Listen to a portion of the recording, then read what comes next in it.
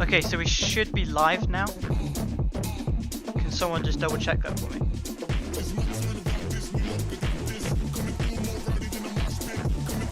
Yeah? Alright.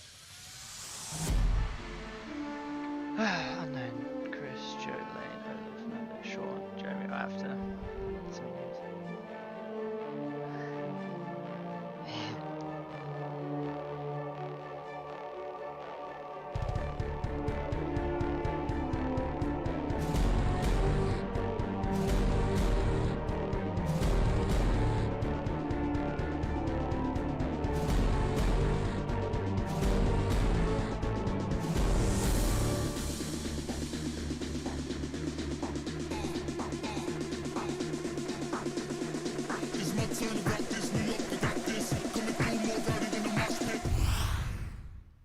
Hey, what's up everybody? We're live again. So this time we're going to be doing all of Group B's matches. We'll be reviewing them.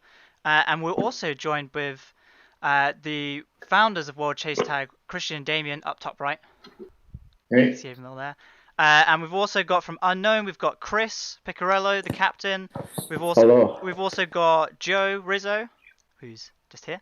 And we've also got Laine, who's just here. No. Your setup is different to ours. Yeah. Oh, really? Oh, okay. Yeah, a little bit. Okay. You're pointing the wrong boxes. No, it's all right. That's And from Ollo, we've got none other than Fernando Arce, the man that doesn't miss anything. Keeps us all in check. I see it all. Oh my god. Oh my god. And we've even got even more because we've got Sean and Jeremy from Team Antidote up here. Say what's up. Boys. What's up? Yeah, that's better. What's up, guy? Big A. Big A for Looking my damn boys. sexy in that WCT merch. Yeah. That's not a plug. Buy it though. It's not a plug. No. Not at all. Just pump up your chest. So yeah, chat, if you've got any questions for anyone in particular, just put their name first and then put the question afterwards and we'll do our best to answer them. So we're going to be going through all of the matches of Group B, and then once we've done that, we'll do like a big Q&A afterwards. So if you've got any sort of burning questions or long big questions you want, we'll do that. Someone's already asking, where's Tempest? I asked them, but no one got back to me. So Tempest, if you're in the chat, let me know and we'll add you in at the end or something. In fairness to Tempest, their time, the clock is kind of a bit messed up for our. Yeah, I feel some people don't benefit. So if you're in like Japan or Indonesia or LA, it's kind of a bit awkward. Yeah. Yeah. And Mark, this is just a T-shirt I got from one of the events. I can't remember which one it was. WCT 3 or something. Was it 3? I think it was 3. Maybe 3? Yeah. Cool. All right, should we do this then? Let's go Swayze. Let's get this. I've spent all day editing all the matches together with the scoreboard at the end and everything like that. And then I set it to upload it to send it to Marcus because we're quite far away from each other. And it didn't upload in time, so we're going to be watching the same YouTube videos that we put out. But anyway. They're all back. Hope. All right, Okay. let's go. This is World Chase. Every time I hear We Oh, yeah, turn sorry. our attention Oh, here it is. to the You boys up. four teams Olo looking and to Unknown. battle their way through to the last Every time I hear Corey's voice, I know it's the on. Unknown project. All right, here we Joe, do you go. want to, do you want to say your rock paper scissors technique yeah. there? I didn't pick it up at first, but you said I should have made more of a deal about it on the because I didn't think there was a pattern to it on the first edit. But I think you mouthed, I always pick rock or something like that, don't you? I'm going to pick rock. Yeah, so So when I decided to do this, it wasn't really like a mind game. This is just something I do when I play rock, paper, scissors with everyone. So me and Fernando looked at each other, and right before we were about to go, I said, it's going to be rock. And he just looked a bit confused, so we did it, but it worked out. So it was cool. So that was my strategy going in the entire time. But it actually worked against me in the antidote match. So Yeah. Joe caught me. He was like, yo, what do you got? And I was like, Oh, Rock. Oh, okay. Rock. Bro, he's so nice. I think Joe is the master. Like Joe Savistano. He's he's the rock paper Ollo master. versus the unknown So He back prospect. reads to Fernando, everyone. Right. The unknown where, Adam was like Yeah. during the match, he's like, this is So Chris, this is your first match coming up. So what was this like for you coming in? What were you thinking? Well, on the quad, I don't know about anyone else. Like as I'm running on there, I don't remember anything much, like emotions through it. But Emick looked at me at first, like right before we went, and I just kind of looked down because I was nervous. I was like, okay, I have to run in like 30 seconds. It's gonna be great. And then it was just a lot of nervousness, a lot of nerves. Ready! But yeah, man, he's good. Emmett Kitson. This was warm-up match, And man. he's up against Chris Piccirello. We mentioned on the stream last night saying that whenever, I mean, we've only done chases in the garden and stuff like that, but, so there's a lot less stress and stuff. But we said that after we finished the 20-second chase, we have no idea what we just did. Yeah. You said retract the route, and then you said, I can't remember that well, it was all kind of blur. Yep. At the end, if you got me at the end of 20 seconds and said, right, explain your route, I would be like, no, I haven't got a clue what I just did. You know, It's all a fever dream. Honestly, it's a dream. Chris, you came out flying in that match, man. You were so fast. Yeah, dude, I surprised myself. Like right, like as soon that's my first match, my first run. Yeah. And crazy. Yeah, that was good. Dude, Steezy was insane for Ollo. And I talked to him right before this, and he showed me videos of like how he's a free runner, and he's doing more flips. I'm like, okay, so I'm interested to see how he's gonna be. And he's super good. He is. This is He really lays it all out there. Like he's very fast. yeah, man. But this chase even too. This was I could have sworn, dude. Just the adrenaline pumping. I'm like, okay, it's green. I'm safe. This was close, man. Yeah. So the way we have the buzzer set up, it's an automatic green flash at the end of 20 seconds. So you can always tell. It's much easier. So in this bit, you can Look at that, dude. Yeah.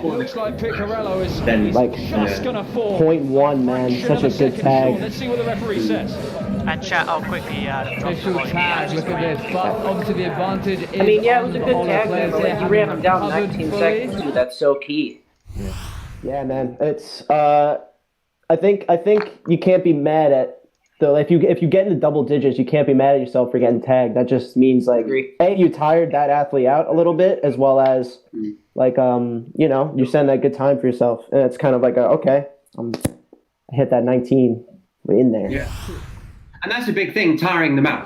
Do you know what I mean? Absolutely. That's a good thing. Even if you don't really just try and tire them out so they're not in good shape for the next chase, you know. And that's the good thing about DTRs. You have to be careful when you call a DTR because you don't want to give the guy more time on the next Absolutely. chase. Kartik started and he skips around. Yeah. Oof.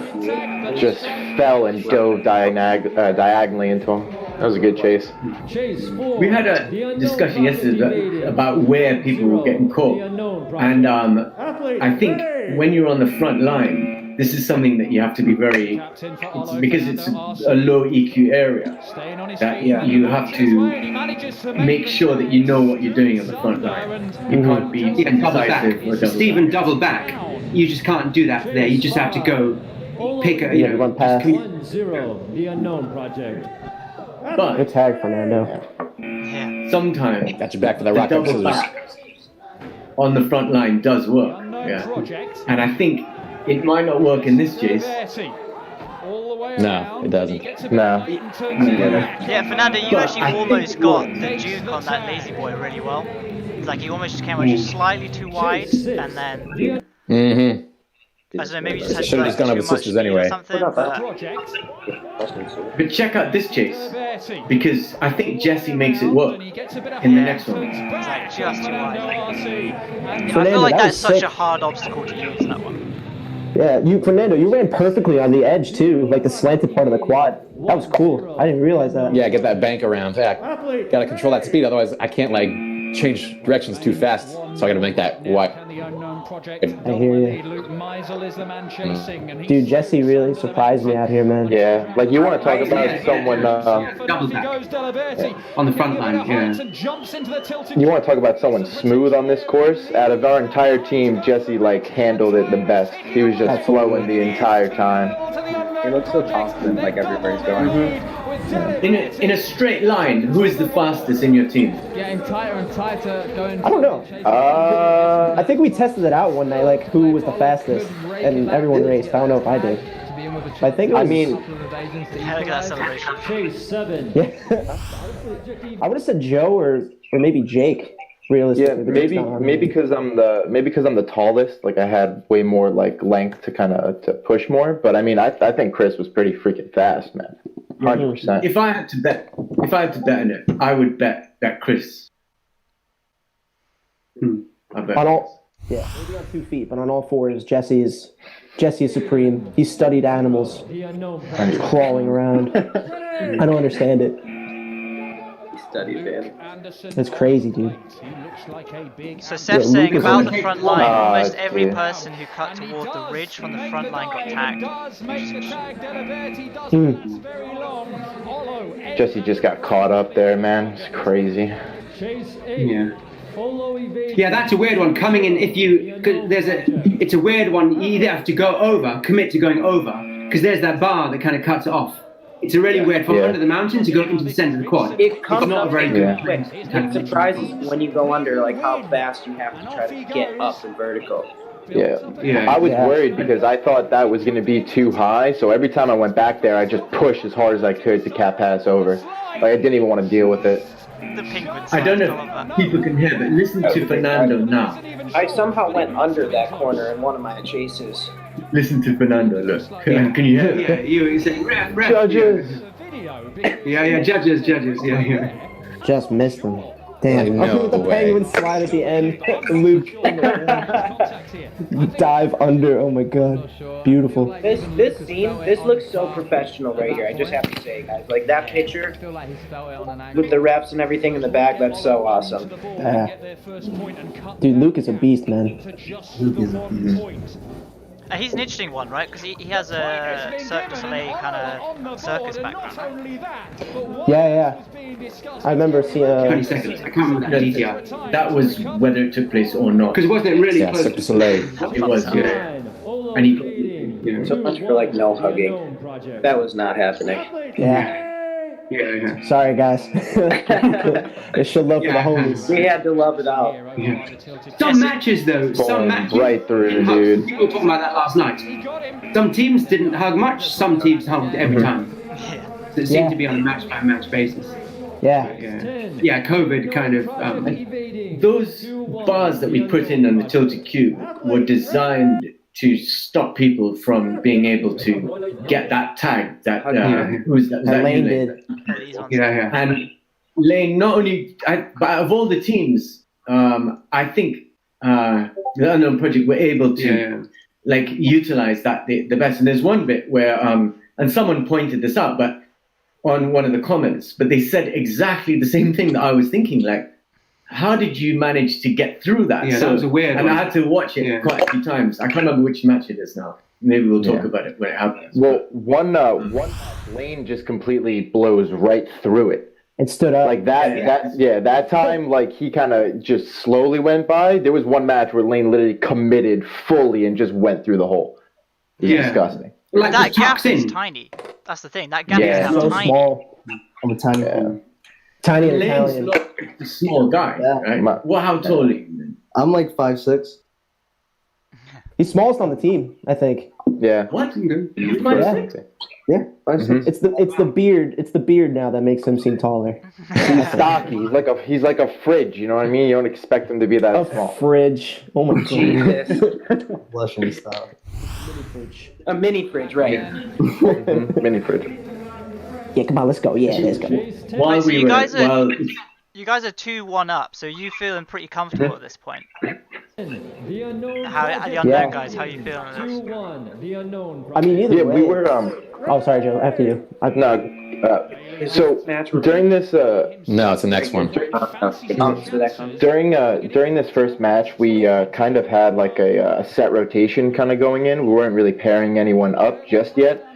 We all wanted to kind of feel out the course because we did, again, like none of us really had a lot of experience with it.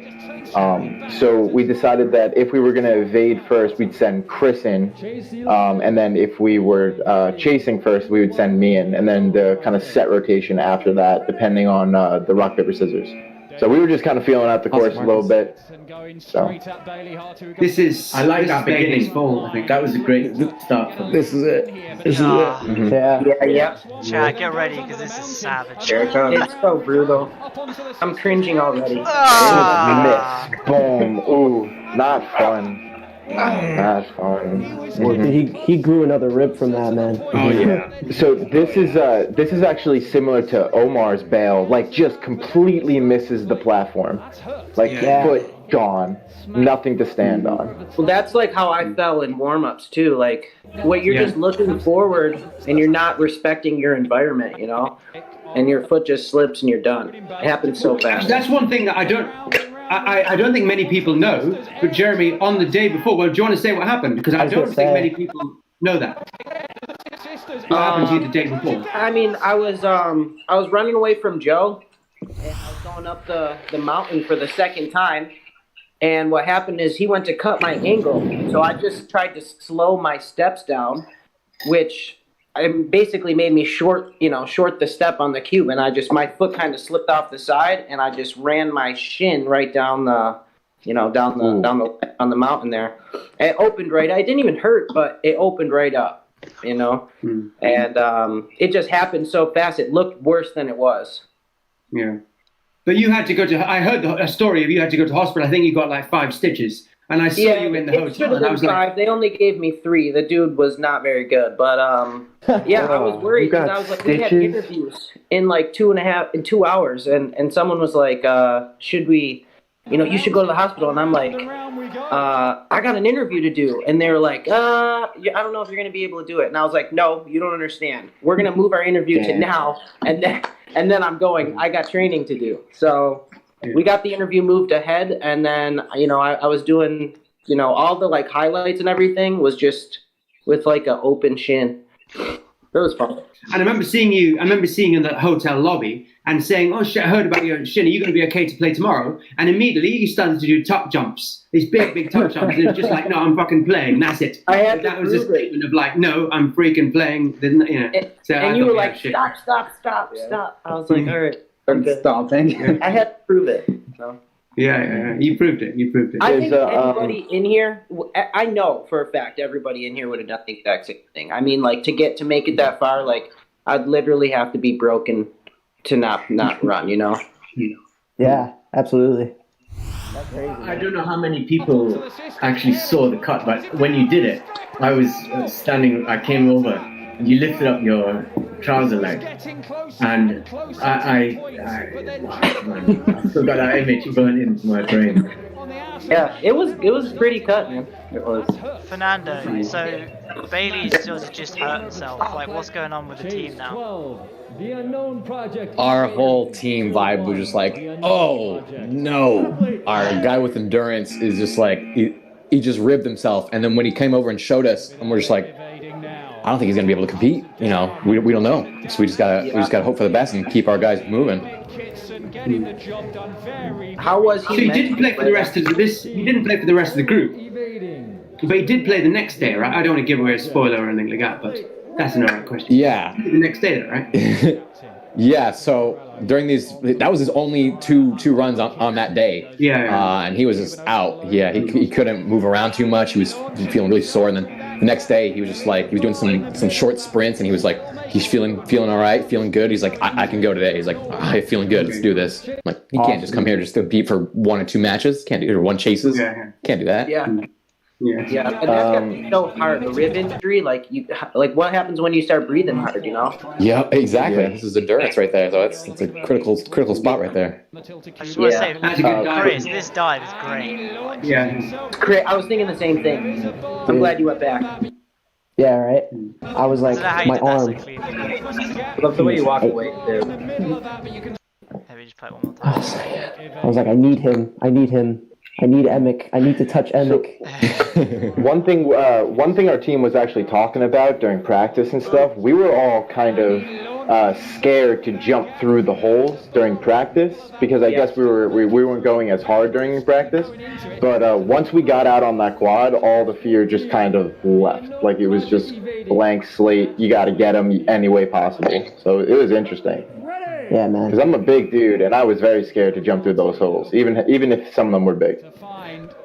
So Fernando, I've got a question for you. WCT Fans is saying, did your teams only wear Ollo branded shoes, and have you tried training on the quad with sneakers from other brands? Oh yeah, I answered that in the chat, but I'll answer it here. That's a great time. Perfect timing. There we go. Yeah, so I answered this in the chat. The entire Ollo team wore Ollos on the quad, and most of us wore brand new pairs or newish pairs that had gum rubber on the bottom. Those pairs that you're showing right now, those are Steezy's, and he's been wearing those for a long time. So those are old pairs that he's been training on a lot, and you could tell when he was racing, and he was slipping a lot more than our other teammates. Because when I was on the quad, I was gripping the hell out of that floor, and Steezy was moving very sporadically and steezy around and had a little slip. But luckily, he had trampoline socks on, so it had rubber grip bottoms on the bottom of it. So he was able to keep moving after the chase and was able to make the tag. Wow. That's funny. He planned on those shoes slipping off at some point. 200 level IQ right there. Yeah. Do you want to just keep playing, Marcus? But while we're talking about Ollo, do you want to maybe mention about the new shoes? Because I think there are loads of people that have sort of asked, like, where can we get it from? I wouldn't mind trying it. And I've actually sort of looked, but it seems to be that you get it through the crowdfunding. What's the situation there? So we've got a couple, there's a few pairs that are coming out, but this is one that's one of my favorites, but kind of similar to Advanced Ultra range. But yeah, we're having, it's pretty cool. There's going on right now, manufacturing them with COVID and whatnot. We have some shipping details and little problems here and there, but the plan of what I've heard is that they're going to be arriving sometime around June or July. But again, there's some things in the works that are out of our control that we can't handle. So, we keep hearing, oh, it's going to be here in November. Okay, cool. We're gonna hit it's in February and April, June, July. So like everything else in the world, it's kind of on the wind right now. So hopefully we'll see them sooner rather than later. As the world gets a little bit normal. But yeah, so be on the lookout for these guys. So Ollo, Fernando, you're 2-1 down and you're on match point. Like, is your team stressed out or is it all good? I think we're, the right amount of stress you should be at match point when, you're down one athlete, kind of. But we have a Steezy out there who's, our wild card guy who's very sporadic. But this move right here, he should not have gone up the mountain. Yeah. He's very too slow to move up, especially for like one of the last final chases. You want to be quick on your feet. And if you're not up there quick enough, you just pick up your hand, and that's what happened. Yeah, Joe, was this like an easy move for you to see? Like, was he telegraphing this, or? Yeah, I mean, a little bit. So I talked to him after the match, and he said I was coming up real high, so to commit to the left was a little difficult for him. And I went on top of that rail, so I knew that if he was going to cut left, all I had to do was just pull around and dive at him. But he just cut hard right and tried to go up the mountain, had that little open space, and I just tapped his little booty. That's a big booty. Mm-hmm. Yeah, man, that was a good way to start the day. Yeah, I was going to say, that was your first win, so what was that like for you guys? Was that nice ego boost? We were ecstatic. We talked before everything went down. We were like, treat every single match like it's the last match. Just go as hard as you can. So we were super hyped to get that first win for sure. Yeah, we were like, guys, what just happened? We won. Yeah, usually the events are knockout. Like WCT4 was straight knockout. Mm-hmm. So it's a lot. Mm-hmm. And like talking to Davis last night, he was saying the same thing. like after they lost their first match, but they were like, actually, it's not really that much of a problem. We've got 2 matches to come back. And then he was saying they would have played very differently if they would have known if it was a knockout sort of tournament and stuff. Yeah. But it's good that you started the gap because you topped the group. Do you know what I mean? Winning all the matches. Someone's saying, Adil, I'm sorry if I really messed up your name. Adil saying, Loki want to build a Seth Davis, Sean Law, Joe Rizzo, Luciano, Carl Soderman super team for the internationals. That would be a pretty Damn. That's the thing though, like there's so many good like US athletes now that I think if you had to put together like a USA team, it'd be really hard to choose like out of you guys. I think so, yeah. 100%.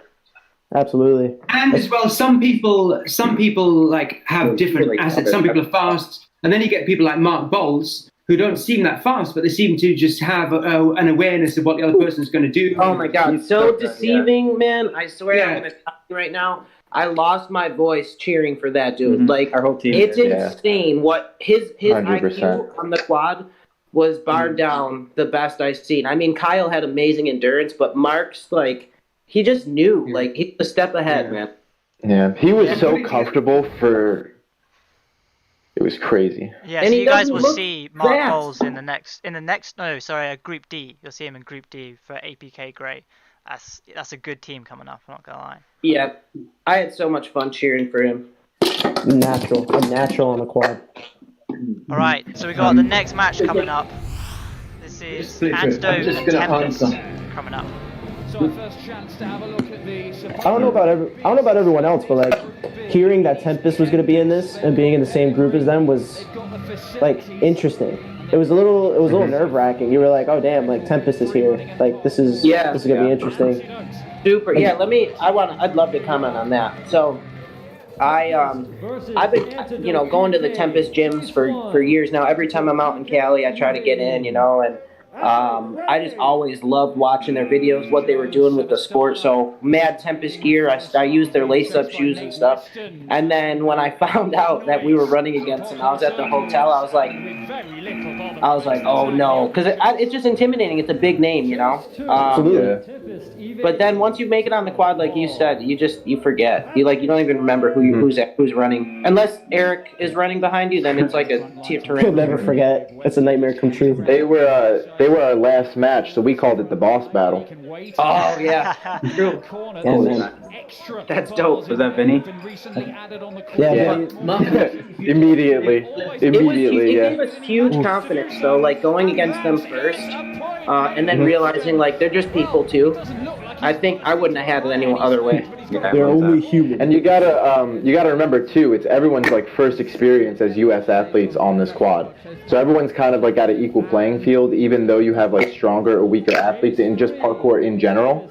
So because I know for us, like, and especially a couple guys on our team, like this was so outside the realm of the type of parkour training that we do. Yeah. So it was definitely like intimidating and brand new for everyone. So it was really cool to experience. We had two guys that didn't even do parkour. This is sick. Josh Vigo is so good, man. Yeah. This is just how not to use the tilted cube, unfortunately. Like for games. Right. You come here, you wait way too long, and then for whatever reason you go to the open side of the tilted cube, and there's nothing there. Yeah, Tavon did that to Jonathan too later on the match. He does the same exact thing. Yeah, Vigo is incredibly fast on the ground. Like his turnover rate for his speed is just. You'll see him catch up sometimes. It's nuts. If I didn't know any better, I'd say... Oh, sorry, after you, Christian, or Damien. I didn't see that way.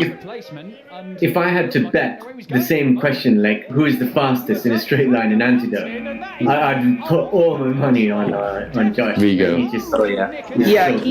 He had great confidence out there, too. And unfortunately, like, Joe Savastano, he's probably the fastest, like, outside just running, but I can tell you Joe's fast. Wasn't able to tap into it. Sean, you've done track before, right? You've done track. Yeah. Okay. Yeah, absolutely. I still think they're faster though. Like Joe, did Josh do track as well? I don't know. This chase is an interesting one for me because this chase, somehow in this match, the tempo was a little bit laid back, and as soon as you came out, you just went for it, and absolutely. This was a change of tempo. This match got really interesting, I think, after this chase. for me. I really like it. I got stuck up there though. I thought time was running out. Like I thought I could sit there and have it turn green by the time he got to me, and then he just kept coming and coming. I was like, I got to do something, and I got stuck there. He's not green yet. We talked a bit about Yeah, exactly. I was waiting. I was like, please. Yeah, man. The We talked a window bit about here on this obstacle, and Davis came up with an interesting point. If you're standing behind that big wall, like where you were, Yeah. people always tend to go on the open side, where it's really easy to tag them. And Davis had an interesting point. We were trying to figure out why is that? Why do you always go on the open side? And Davis was saying because the sisters are there, you can't. There's not enough room to build up any momentum. So people always go on the open side, and very few people actually got away. And like in this example, you didn't get away. And we were saying like the best way is to kind of juke left, then go right. Make sure they commit over that, over that high bar, and then you turn around. But And that's it's a really exactly, difficult thing to in do. this match, that's exactly how Nate got caught, chase 3, open side. And then Sean got caught, chase 6. But what's interesting is a couple of chases later, I noticed that you have to decide when you're going to pull that move and when not to pull that move. And later on, I think Jeremy gives an example of when you pull that move on the open side and get away with it. Nice. A couple of interesting questions. I'm just going to try and answer that before. I'm trying to remember, but like I think Imogen said that there's a question from Frank. Would you get like a superstars thing? And Marcus, you can play through the video if you want. I'm not sure if anything significant happens here, but Frank was talking about getting a superstars version of like people that had won in the past, like all stars, I think. And this is good, but where I think that question was triggered was from the point where someone was saying like, would we like? There's so many talented people in America, and one day I would love to have like a World Cup. So it's at the moment it's like Ollo is a team, like American team that's put together, and they might come to Europe and play like a European team, Blacklist or something else. But when it comes to the World Cup, here you have a team of like this is the American team against the British team and stuff like that. Yeah. And we will do that eventually. Maybe we'll only do it once every 4 years or something like that. And I don't think we're quite in a position to do that. And one of the main reasons we're not in a position is that it's very difficult to know who selects the team, who's responsible for that. I think you need to have like the right kind of governing bodies in place and neutral people to be able to select this team, because it will be controversial. Are you just picking your mates, or are you trying to do the best for your country, sort of thing? So there's a bit of work that we need to do. But when we do that, in answer to sort of next question, that's what I'm looking forward to. That'd Jeremy, be super I've got a interesting. question. So you're coming up against Tavon, and Tavon's probably one of the most experienced people in this competition, other than say the GNF guys. Like, was that intimidating for you, or how did you feel going up against him? So this is my first chase here. So there's definitely some nerves. I don't know why he's standing with his hands behind his back. He didn't give me any respect, and I'm sure he regrets it now. But no, man, I think when I got onto the platform, it was just eye contact. I was just like, I'm gonna look at this dude and wait until I figure him out. And I think if you stare at somebody long enough, it either makes them nervous or it doesn't, and I tried to play on that. So I was really just like, it was a mental thing, and then the buzzer, and then he was tagged. Like, I don't remember much else. Yeah, you capitalized on his slip on the mountain, Yeah. too. He looked like he slipped right off. He did. I almost need him. I think I almost need him in the side or something like that. I had to stop really fast. Well, he goes up super hard and then just slips on the wood. Yeah, he tried to stop him, honestly. Yeah, I think he tried to juke you out, but he was going so hard off the first push that because of the wood, the traction just caught and he wasn't expecting it. Yeah, he's super powerful, man. Yeah, I don't think anyone got the invasion from him. Sorry, a few people in comments saying they had high expectations for Tavon and stuff like that, and I think we all did. I've been asking him to come on here, so I hope he's in chat somewhere and we can get him in for like the Q&A afterwards or something. He was I think he was also working, so maybe it's time-wise. But the thing about Tavon is of him more than, in a way, he was under more pressure than anyone else because of his role in Ultimate Tag and his previous role with World Chase Tag. So there was some things happening like in his personal life. This was terrifying. Yeah, how scary is Eric? Like, dude, This is a really good chase. He's so big. But let me just finish with Tavon because I started. I don't want to. No, go ahead. Please do. Yeah. So close, bro.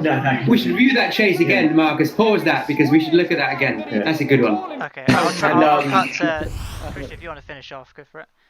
Yeah, and people like are quick to criticize anything like that. But one thing about chase tag is, as much as I really like watching it and stuff like that, I'm not an athlete, and the chase tag quad is a really intimidating and unforgiving arena, and it's really really difficult to like environment to be in. I don't think people like sort of fully understand and appreciate it. And it's really sometimes people like really excel with all the noise and confusion that comes on, but other people need to channel. And if I had to pick like my dream team, it would be difficult for me to pick a team of 6 people and not have Tavon in it, right? Statistically, yeah, maybe in this event he didn't do so well, but without a shadow of a doubt, he is an amazing chaser. Absolutely. And his build and everything with the look. It would be very, very difficult to get an evasion against him. And if he focused the time to really think about the quad and the layout, he would be a phenomenal evader as well. And this is the difference. And this will come up probably again, even in this video. There's a difference between people who are, let's say the athletes, some athletes have big profiles and they're busy doing a lot of parkour related work or stunt work or this or that and movie work. And other people maybe have a regular job and parkour is the thing that they do as their hobby and they're trying to break into the professional realm. The people who are busy and doing it, they might not have the time to dedicate to think about, okay, if this scenario is looking at old footage, studying the chase tag, the setup, the quad. And if you do that, that gives you a massive, massive advantage as an evader, right? And I think that that's a big reason why some of the bigger known athletes maybe don't do so well at the beginning. If you don't give chase tag the right amount of time, he will get shown up by people who do give it the right amount of time. It's very important. Yeah, some people were saying in chat. Sorry, I don't want to talk about it. Someone was saying in chat, and I think it was Dominic was saying, hands down, I'm pretty sure he didn't miss a tag. I've got his stats here. He got 5 out of 5 tags, so he's 100% tag rate, and his average tag time is like 10 seconds. It's really fast. Yeah, it's really quick. So when we'll be dropping the athlete cards for Tempest very soon. They'll be coming out probably Tuesday or something, I think, Monday or Tuesday. You'll see his stats. His Z-score is really high for chasing. It's like 24% above the average. So he's a really good tagger, but for whatever reason, he just kind of crumbled when it came to evasions this time. I don't know why. But yeah. Same, I feel that. All right, so this was a good chase. This is a good chase, this one. It's Jeremy, right? You're up against Eric. Yeah. How scary is he? Dude, he came out like a bull, and then I heard his giant feet behind me the whole time. Like, some people are light on their feet. He is not. It sounded like combat boots were just coming right behind me. Bro, that dive, though. Because it looked like you stumbled. So close. I did. Did you stumble? I did. Do you reckon if you didn't stumble, do you reckon you would have got the evasion? I guarantee it. 100%. Did Eric also get 100% of the evasions? Because he was a really good chaser. I know for a fact he did not. Okay. Oh, well, yeah, that's right. I'm sorry. But Well, I didn't remember that. Okay. For chat, he was another strong one, yeah. Yeah, for chat, like I said, the athlete stat cards will be coming out very soon. So, Tempest, you'll find out. I'm super excited. super excited for all of them. And then after this chase, like even like later on that night, I was trying to remember my chases, and I kept remembering that chase as an evasion, even though he tagged me. So it's just like everything blended together. Yeah. Until I could watch. When you're doing the chase, there's probably in each chase, or let's say an invasion. In an invasion, there's probably going to be 2, maybe 3 interactions, close interactions. So usually the first one happens like 5 seconds in, then there's a split, you maybe move to the center, there's a second one. That chase between Eric and Jeremy, you could say that there were 4 interactions, and that's really rare to have 4 interactions, and it ends in a tag as well, you know. So it's really. Let me go back. But that was one thing that Dan, the commentator, said. He just makes opportunities, Eric, because he just keeps going. He keeps throwing his body like it's so daunting. Yeah, man. He just takes every opportunity. Actually, can you pause this for a second? Because you can't see it in the camera. So when I started, it was actually, I can't believe I got away with this, but did you see where I started? I actually started on the edge, like on the top. Behind the mountain. The side wall, yeah. So I was actually like striding the bars when I went to the right in the beginning. Because I wasn't on, I'm not on the floor. Oh. So I wouldn't recommend it, but it worked out that time. That's what Kyle. We were talking about that last night. Kyle Soderman, he would always start Legat. Well, a few times he started Legat, but he went to the other side. He would always go to the loading bay side. You went to the tilt cube side. Yeah, great chase. Yeah. Bro, without that stumble, you had that, man. I know. Jeez.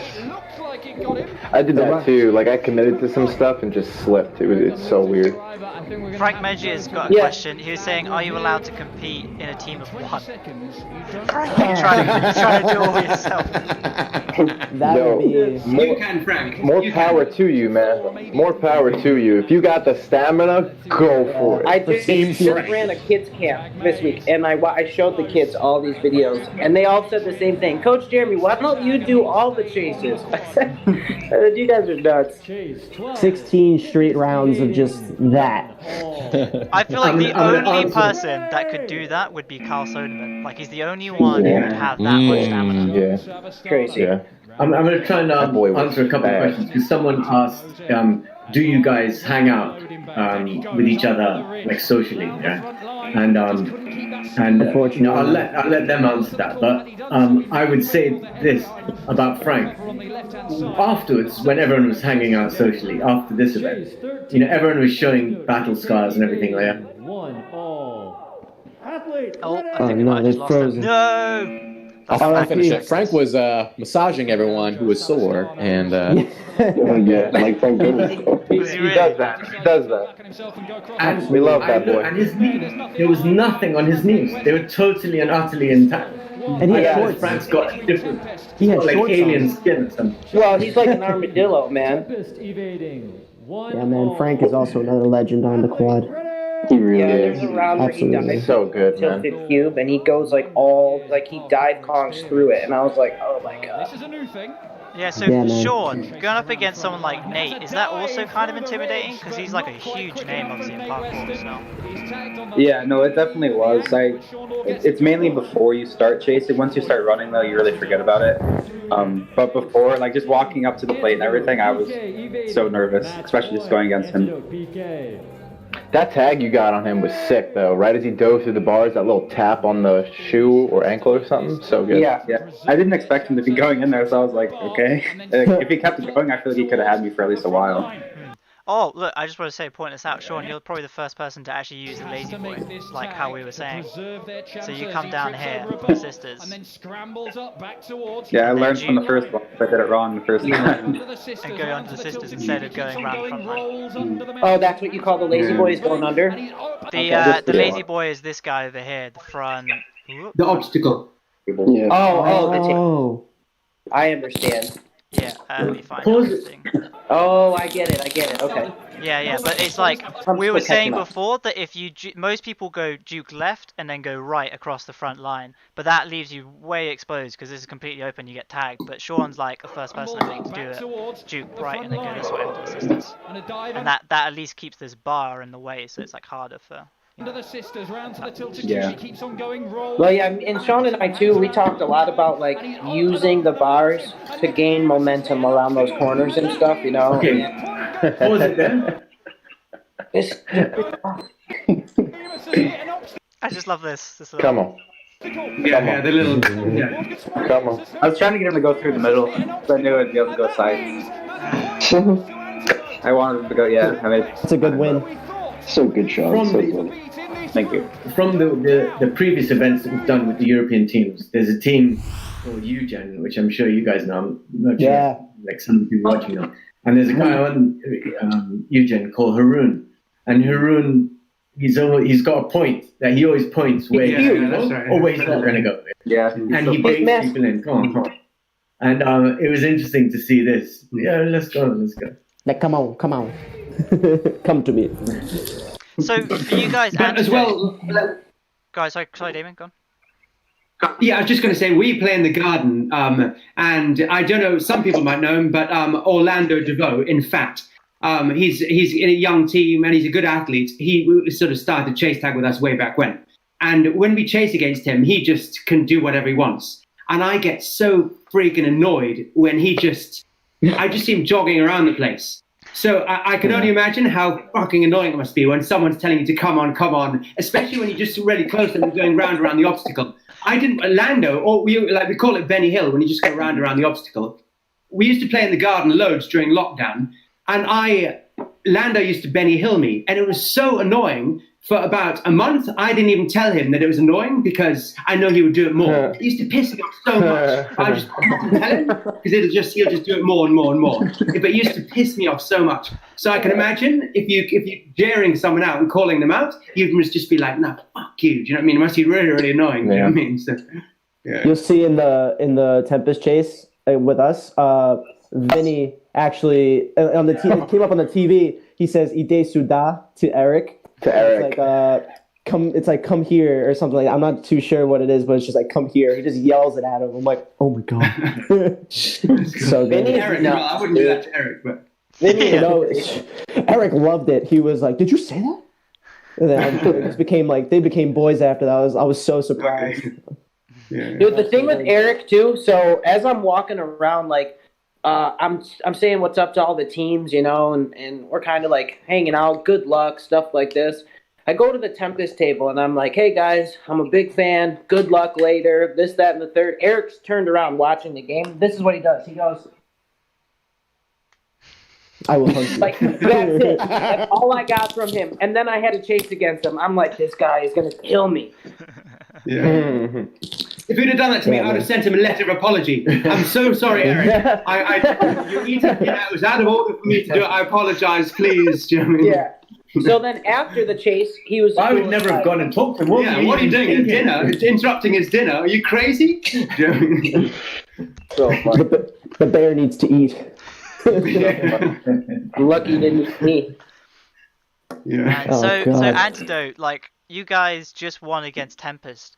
Is that like for you guys? Is that quite a big win? Like were you expecting to win or like that easily? Did we even know we won? I don't think we knew we won at the end. I think was that the maybe it was the next, maybe it was a sudden death, but it happened so fast. Like I think we expected the match to take much longer, and then when we were in there, it's like it's over. So there was a lot of excitement and everything, but then there was nerves for the rest. We're like, okay, we just won against Tempest. We can do this. And that almost made it more nerve-wracking. I actually threw up before the next two matches. Oh, my God. Right? I was so nervous. Listen, and I've been an athlete, competitive athlete my whole life on pretty high stages here and there.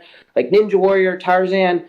Dude, I've never been this nervous. I told the guys, I'm like, I got to go outside. I went outside. I threw up. I felt better immediately, and then I chased. And I had to do the same thing before another match later. So it was Stripping very the weight down, getting faster.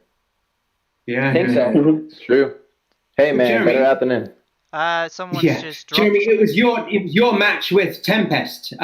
There's a bit at the end. I can't remember if it made it into the edit, but there's a bit when you as a team are all looking around and you're sort of saying, "Did we win? Did we win?" Yeah. And so okay, it was Tempest. I don't think you knew that you won. We didn't know. We were like, I was like, "Is it over?" Like, we did it. We did it. And Vigo's like, we won. Yeah. You know, like he's freaking out. So it was, man, I do have to say, like, elating. Like definitely the highlight of my athletic career was, I think, that match, because it became real. I was facing some of my idols, you know. I had my friends and like other idols. Like I got Unknown out here watching us, you know. Like it was nervous just looking up and seeing your guys' faces up here. We're like, oh, we know we got them later, so they're studying us. I mean, all the emotions were so high that it's really hard to even put into words, man. It's just something you feel, and it's like it's uncontrollable. So Low Brundle saying, we're so privileged to be able to hang out with athletes like this. Do any other sports do this? Answer is no, they don't. Which is why we kind of wanted to do it. So again, if you guys in chat, if you got any questions, just put whoever you want to answer the question to, put their name first, and then put the question afterwards. And yeah, we'll do our best to answer the questions. So Please should we move on to the next match? Absolutely. All right. This is Ollo and Antidote, I believe. Let's see. $5 down. Was it? Did we have a Oh, Tempest and Ollo. Close. Hey, Bailey coming in to help us out. Yeah. Still move his arm. That's All right, it. Ollo. Nate Weston's fist in comparison to Bailey's. See. Please, Oh my. watch when they're holding it up together. Go back a little more. Oof, you see it right there. Yeah, go back. Bro, look at his. Jesus. It's the front view. The front view. Oh yeah. Right here. Look at that, it's tiny. Jesus. Yeah, he's a Bro, big Nate's man. forearm too is just huge. Jesus. Oh, I didn't even see that little ball right there. Yeah, dude. Right to the brink. Ollo versus Tempest. Chase 1. Tempest. I was really This wondering is- if Nate was going to try a side pre at some point. Yeah. On a rail. Yeah.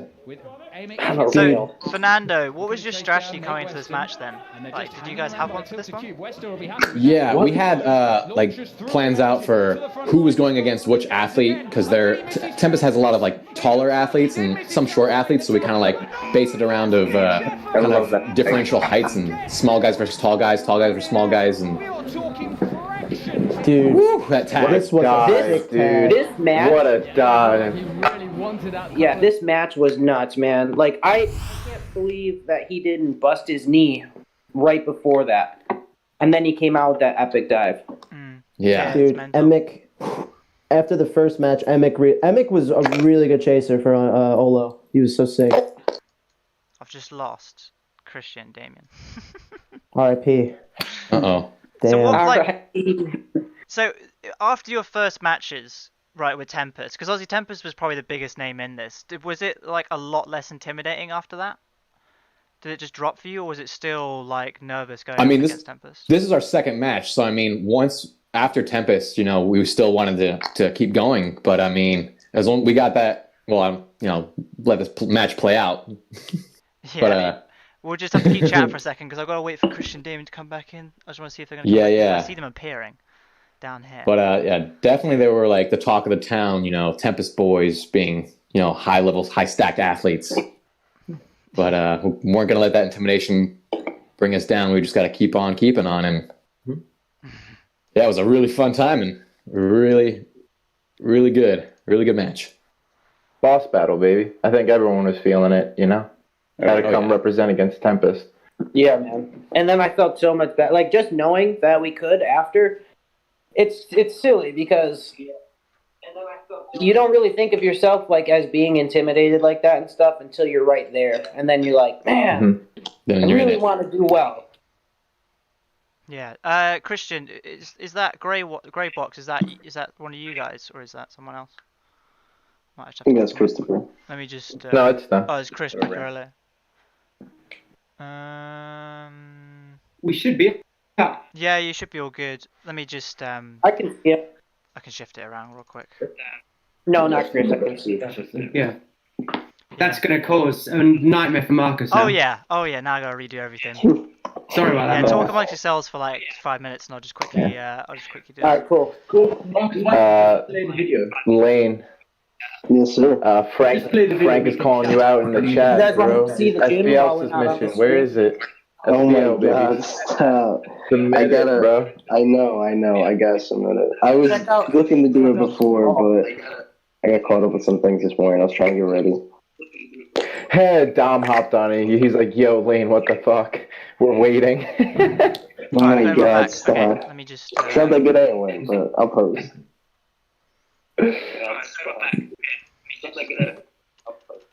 Just thought you guys appreciate the Goku wall. I like the Goku wall. The Goku wall is cool. Oh, yo, actually, okay, I'm gonna try to show you guys. I really hope I don't. Joe. Yeah. So right when we got that, praise the sun. That'll help. we Talk to him, baby. Praise the sun. keep this, guys. What's this? Oh, That's cool. That's cool. Oh, that's really cool. Nice. Really cool. Okay, cool. That's so sick. yeah. We got all these That's really cool. out here, and then because this is where the quad was Chris. all in here. Okay. So we're gonna Wow. dedicate the space. We're getting there. We're gonna put one in here. Oh man, that's really cool. Yeah, and as soon as we get the quad down, man, I'm inviting everybody out. I'd love to do some type of, I don't know, little tournament of some sort. Something small. Yeah, that'd be wicked. Just to train, Yeah. with the guys. Messing up. Interesting question in the chat. Pablo Pierce was asking when we'll be able to buy jerseys. Oh, yeah. We're working on that. The jerseys are kind of complicated because it's Sorry, there's kiss so it back. many different jerseys and not many, like we had to find, yeah, exactly, as shown by Fernando there. There's a lot of different color combinations, and Thanks, Chris. a lot of the companies we've Sorry gone about that, yeah. to don't have the same number of colors and stuff, so it's quite tricky. No numbers. Yeah, so but we're working on it. We're going to try and come up with some sort of thing, and hopefully we'll have jerseys for sale very soon. Cool. Right, we've got everyone back. So I let's know about that. let's go back to the match. So this dive is mental. I'm not gonna lie. We start with Amick This is probably one of like, the Amick biggest versus dives through the Weston. tournament. Dude. They're just hanging around by the Oh my God, Emick. Emick We thought he had him in the first one. We thought we had him here, but he had to pick it back up. It's funny too because he commits so hard on that first tag by the lazy boy, and then just gets up and starts to sprint into that dive. So sick. He knows it too. He gets up, but he's like, Yeah. I'll dive. Yeah, that was awesome. That's a clear highlight, man. Definitely. Ollo evading. Yeah. The atmosphere amongst the Ollo team is really good top there. 10. Yeah, Chris, I'm just gonna say, can What's you up? just not shuffle around too much because it's picking up on the mic. Oh, I'm sorry. Yeah, That's yeah, alright. I got you. Deal of him in their opening match as he jumps up and then Ooh, what a dive. Super quick tag from He Tavon. is the way that he's like a spider monkey, bro. Yeah, I don't. No one else has the hops that Tavon has. Like he just bounces around the quad. Because Yeah. that's exactly why. Like you can see from Tavon, the way he moves, that's why I would always have one Tavon in my team as a team, because that, if you could harness whatever he's made of, this is phenomenal. It's like he's on a miniature quad and everybody else is on a life-size quad. Dude, Tavon's tall, man. When he's behind dude coming out, he can just go up over that platform like And that nothing. last tag, Yeah. that last tag was just a bad decision. Yes. It was just a bad decision. He shouldn't have turned around like that. gone straight Yeah, he should have gone straight across. Just Yeah. carried on here, and then that would have been absolutely fine. Similar to what Emick did. Don't dive, but if he just jumped, took the same route as what Emick did. That's what I'm saying. I feel like Tabor just had a bad go this season. Like, Yeah, I reckon agree. next time he And comes don't back, forget- he'll be fine. Yeah, and don't forget that all that took place in 2 hours. So we've seen the matches over the course of whatever it was, a month. But all of that took place. If you were having a off 2 hours, that's it. That's your whole chance gone. Yeah, very true. And each game is only 10 minutes. This is, we were talking about Eric. If you want to see an Eric tag, this is how I imagine Eric. Just disappears from frame. He knocked him out of the quad. Bam! Boom. And he just walks away. That's what I love about it. Yeah. Now we can't hear the look, I love this shot here. We can't hear the commentators so much. I don't know if it's being played. I don't know if other people can hear it, but I think at this point Dan talks about the Velociraptor. Fernando Arce. Tell us, Fernando. Yeah. Where did this? Is there a story behind this name? No, absolutely not. I think I was just because I was looking at the quad and I want to make sure when I get up to the starting plate that I see all the routes because we only have that 45 minutes of practice on the quad. So I'm just looking around, just making sure I have my routes planned out for where they're going to go. And I'm just okay, looking down. And I get kind of low because I'm about to get that spring to explode out from the start. And I guess in that position, he just looked at it. And he's like, oh, he's a Velociraptor looking at the quad right there. So right. Bro, it's the eyes, dude. It's the eyes. 100% the eyes. So it was Dan that made that name up for you, is it? Yeah, I think so. Yeah, absolutely. He called it on the spot.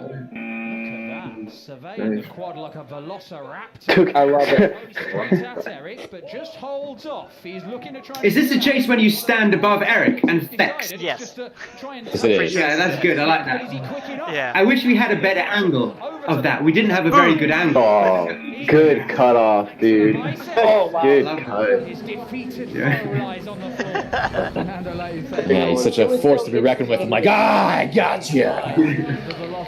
I seem to remember live as well. When you tag someone, you shout boom. Yes. But it doesn't pick up on the TV. Are you shouting boom whenever you tag someone? There are some, yeah, you can actually hear it, through the commentators, you can hear some of my tags, calling it boom. And, I think it was two things. One, just instinctively, I want to, let people know I got the tag. And then two, it was just I want to be like, boom, I got it. I let myself know, oh yeah, that's it. Chase 7, Tempest evading 0. Yeah, Low Brundle saying, Fernando, I love the way you snap back into a different animation after you make the tag. Yeah. Got to make sure I get that, conserve that air. Is Nicodemus Zakari, is that the, maybe the best name in parkour? Probably, yeah. I like the way the commentator said what name is cooler than that? Jeff Garrido going after Luke. Someone's saying, what's the record for the fastest tag? It's probably around 3 seconds, right? Yeah, I think so. Yeah. It might have been. A lot of people say, oh, show the fastest tags. For us, as editing and stuff like that. Go back to that bit. For us as editing, we don't like fast tags. So, a lot of people always say they want to see it. I always try and ignore the fast tags and edit them out quickly. But what I really like about this chase is one of the things that we always like to do when you design. There's so many factors into designing a quad, but it's really nice when you see two athletes utilize the quad doing maybe the same route but in different ways. Typically one goes under, or one congs it and one speed volts it. And this is these two chases here are great examples of over. Yeah, I really like how these two chases sort of played out, especially this bit now coming up now. It just, to me, it's just so cool to watch. I really like that. Two really different So styles. close, dude. 18.8 seconds. Damn. Put a quadrupedal a little faster into that mountain. Pull those feet up. Yeah, it looked like you just got a little caught up. When you get to 16 seconds, it's so hard to know how much longer you got. That last 3 seconds, I never knew. I only have 1 second left or not. It always feels like you have 4 or 5 more seconds left until you see that light. And you feel it come close. at 15 seconds, even the audience, you can hear it. At about 15 seconds, everyone knows, okay, it's coming close. The suspense is up. This is another great chase. I love, this is Lucas doing underbars on the loading bay, and Jeff's movement in this. I just really like this chase. Something about how he does it. Should have slid the other way. The commentary. Yeah, Jeff was really smart, and I love how he slides under and changes directions by like spinning on his knees like that. Like that was so cool. It was a good matchup, little versus tall. He was using the quad to definitely his advantage, going under. That is awesome. That's a really good slide under. You can see that he slides one way, thinking he's going to go that way. Then you're right, Jeremy. He turns around and goes the other way. That's really cool. Also, one thing I've got to point out, I want to ask you US guys, right? There's a few people who have, let me just see if I can get a good shot of it. Why does everybody, like Luciano and Jeff, both have their pockets inside out? That. What is up with this? I don't know. I don't know. It's not. I know. The flaps make you glide a little more. Ah, is that what it is? I guess. I don't know. Maybe it's a style choice. Who knows? Gives you more airtime. I have a pair of joggers and my pockets always fall out. So they're probably running so fast they popped out. Because if it was one athlete, I'd be like, oh, okay, whatever, it's just this thing. But it's like, it's Luciano and it's also Jeff that do it. So I'd love to know what's up for that. Athletes ready! It's true. Still just the 1 point in it as Amy Kitson looks to hunt Garrido. But he MX just so fast under the mountain. Dude. In this next chase, Kayvon comes on. Yeah? Oh no, it must be the two of you guys, when you guys like slide under the mountain with these ankle tags, the two of you move so quick under there. I feel like when I go under the mountain, I stop. Yeah, what do you guys think is the best way of getting under the mountain? Is it to slide or is it to do quadrupedal movement? I think the slide and then roll after, like.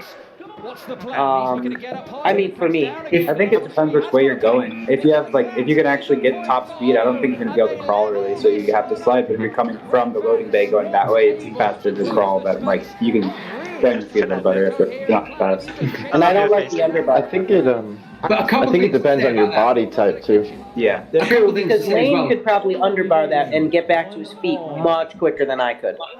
Yeah, he did it a lot of times. Like he bounced up real quick from it. There was Thank you. Jared vaulted safety through the window. Yeah. Oh yeah.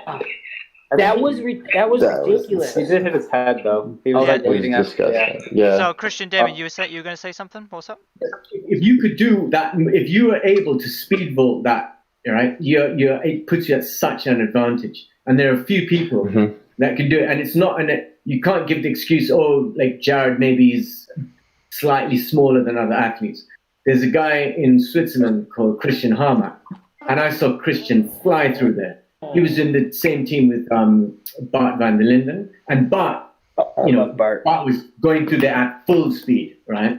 But Christian is quite a big guy. Christian is like 6 foot, and he was flying through there. So maybe that's scary. I'm not 100% sure. What team was? I want to go watch it. I'm using Eurosquad. But a couple of things about getting to the mountain. For start, this floor was more grippy than the floor we usually have in London. So it was a bit harder to slide.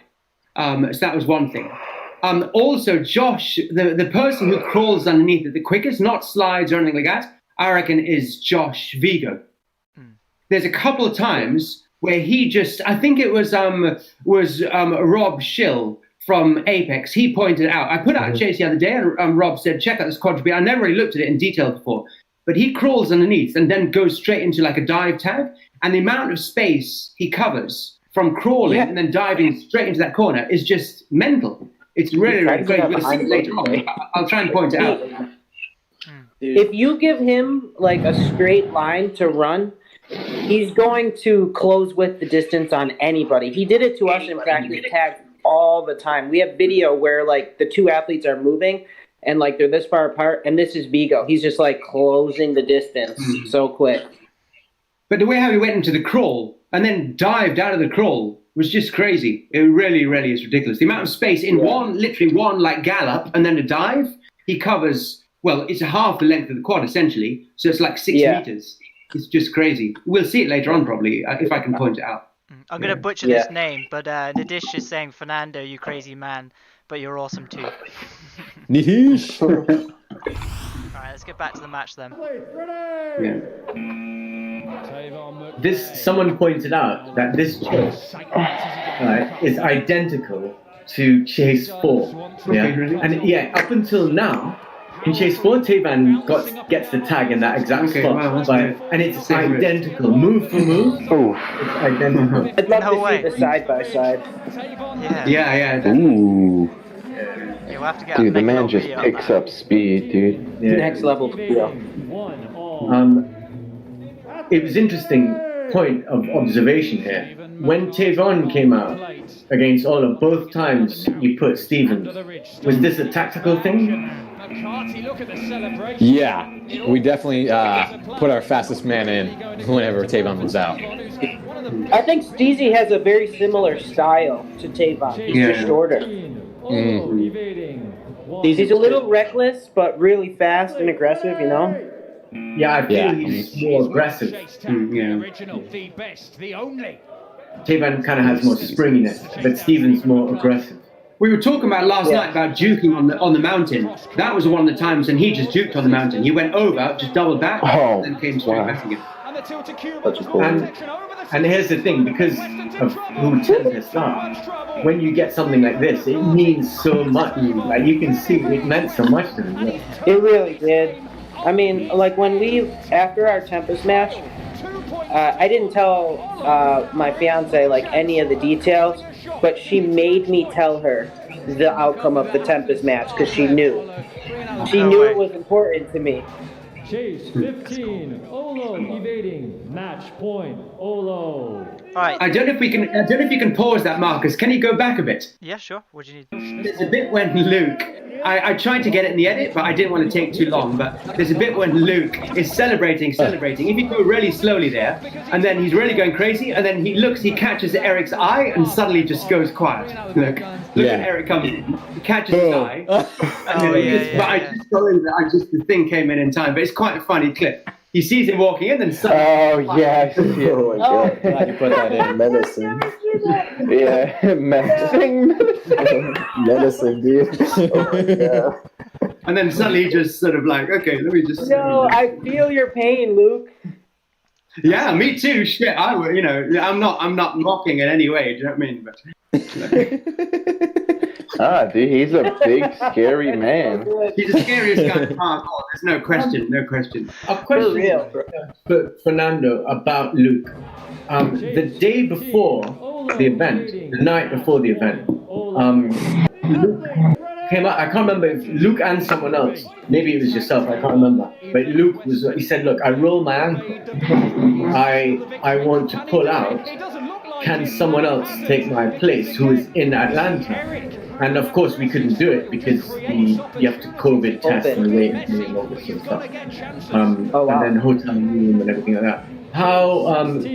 What's your take on what happened? Because he got evasion. He did it.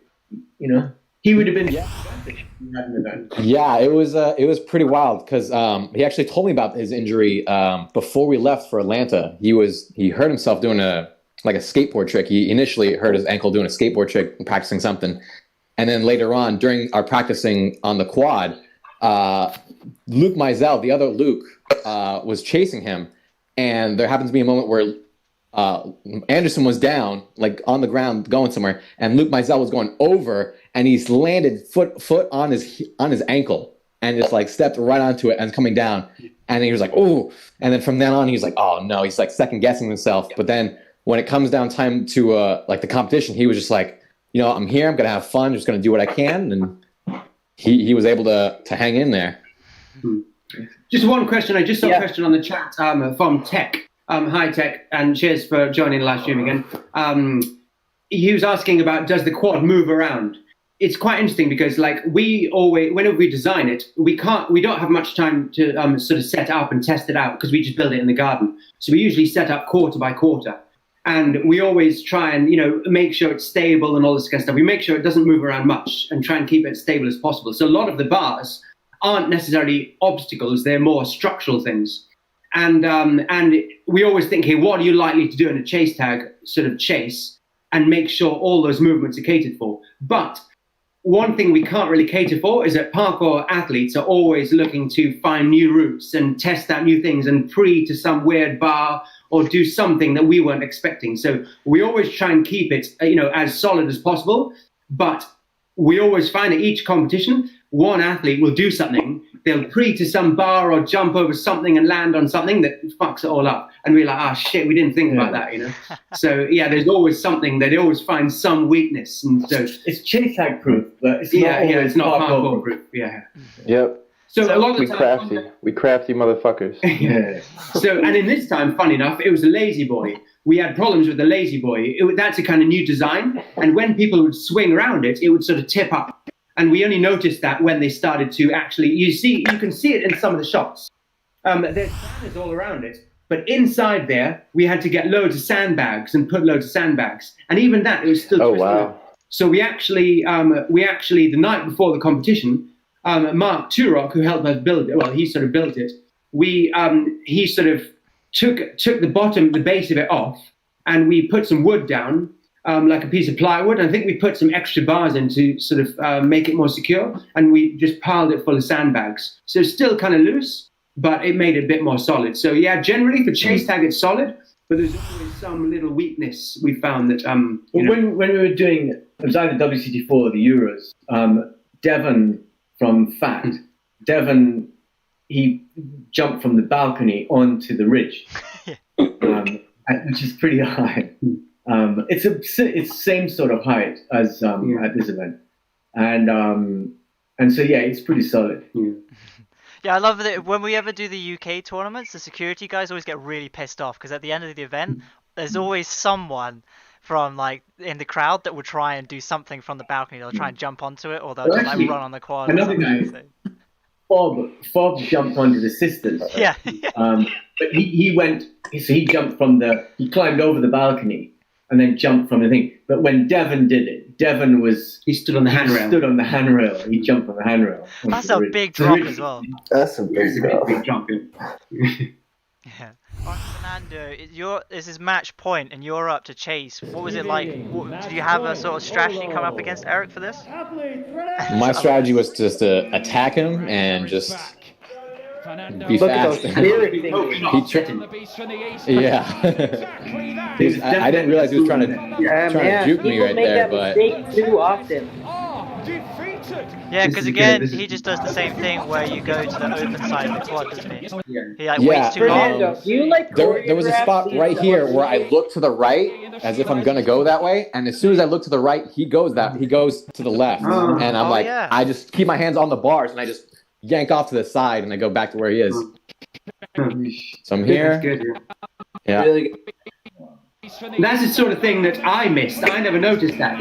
That's really interesting. It's good to hear things like that. Because it's hard to spot those little details, Yeah. Yeah, it's fun little head games you can play with just looking. Yeah. Like we were talking last night about Luciano against Ryan in one of the chases. Luciano sort of crept in, and Ryan kept eye contact with him the whole time. And was sort of saying he was telegraphing it and stuff, and it's interesting, the little details they get you often don't pick up on, And Dave was just saying, look at the hips. He was saying he always knew which way he was going to do because he looks at the hips. Hips don't lie. I don't look at that. Like, I haven't really noticed that at all, Lando, Christian's son, he's very good at reading people. I'm not good at that at all. But some people are very good at just reading where people are going to go, I'm rubbish at that. All right, next match. So we got Antidote versus the Unknown Project. The babies. Oh, favorite match for sure. Hard, it's such a fun match. Hard, 100%. This is the hardest one. This is the Always rock. I've got rock thing. Then I pick scissors. So I said, dude, I was doing it, and then Joe looked me dead in the eye, Joe, and was like, what do you got? I was like, Can we get rock. Joe's rock, paper, scissors record on his playing card? Because that's by far his best stat. rock, paper, scissors. On that weekend. Like, Dude, he crushed it. He also, RPS stats. before any of the matches, he rock, paper, scissors with me for the, I think it was the number 3 jersey. And he beat me too. I have a video of it. Like, he was like, Joe's got a tattoo of number 3 on his body, right? And he saw that Sean had the number 3 jersey, and he's like, yo, I need that. It's number 3. He's like, I'll rock, paper, scissors you for it. He won. Yeah.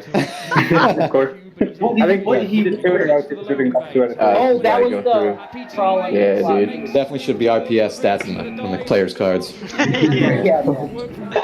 I just want to say. I don't know if did anyone see the video that Imogen? Is it better to call Imogen or Spider Girl? It's the same one, but Imogen is working with us, and she put this really funny video of the next match, like done in anime style. Oh. The Hunter. Yeah. That's a sick one, right? Oh, so that's good. amazing. Yeah, we have to do some more of the rock paper scissors stuff. Yeah, 100%. That was a good one. I was just gonna say, you unknown guys, you always seem to you're really good at getting these dive tags through the loading bay. Yeah, man. Yeah. For real. You guys. So, like I was saying, like in practice, we were all super scared. But one thing that I noticed, and if you rewind just a little bit to where I go for the tag, I noticed that a lot of people were like committing 100% to that dive, right? So if you stop right about there, just go back a little bit. You're holding it. My hand is on that vertical bar, and I was noticing a lot of people were trying to grab and reach out, right? But they were falling through. So Chris did a full dive in the Ollo match, right? And he just went completely through. So I was scared if I was going to do that, and if I missed, that I would have to get up and scramble and waste time. So I would just grab that bar and use the length of my body to completely dive through, and then I just got way more comfortable with diving. So, because I was holding myself there too. So, which is hilarious because you added that vertical bar right to make it harder for people to dive through. Am I right? Yeah. And it is harder. Crazy. Yeah. When you go through that hole, it's like doing the most extreme gate fall you'll ever do in your life. Yes. And I was worried about hitting my knees the entire time through, so I just grabbed that bar and stretched as far as I could. There you go, extendo. One thing that worried so fast, man. Joe, one thing that worried me, just from a quad design point of view, we have banners on some of the obstacles, but there's no wood supporting it. It made me realize that next time we need to put wood, because if you do that move again and you put your hand down on the banner, your hand could go through the banner and you just smack straight your face into the thing. Do you know what I mean? That is true, yeah. All these banners. I was worried about that. As soon as I saw that happen, I was like, shit, we got to put wood there. Because if you just put your hand, if you hold on to that and swing down, you're just going to get the... Yeah, you can go right through. Yeah. That's a good point. Yeah, so we need to change that. This is one of my favorite tags. So good. Boom, right through. That was a jump through. Spring, bro. Laine, how do you fit through this? Because that gap is Can tiny. you do that again?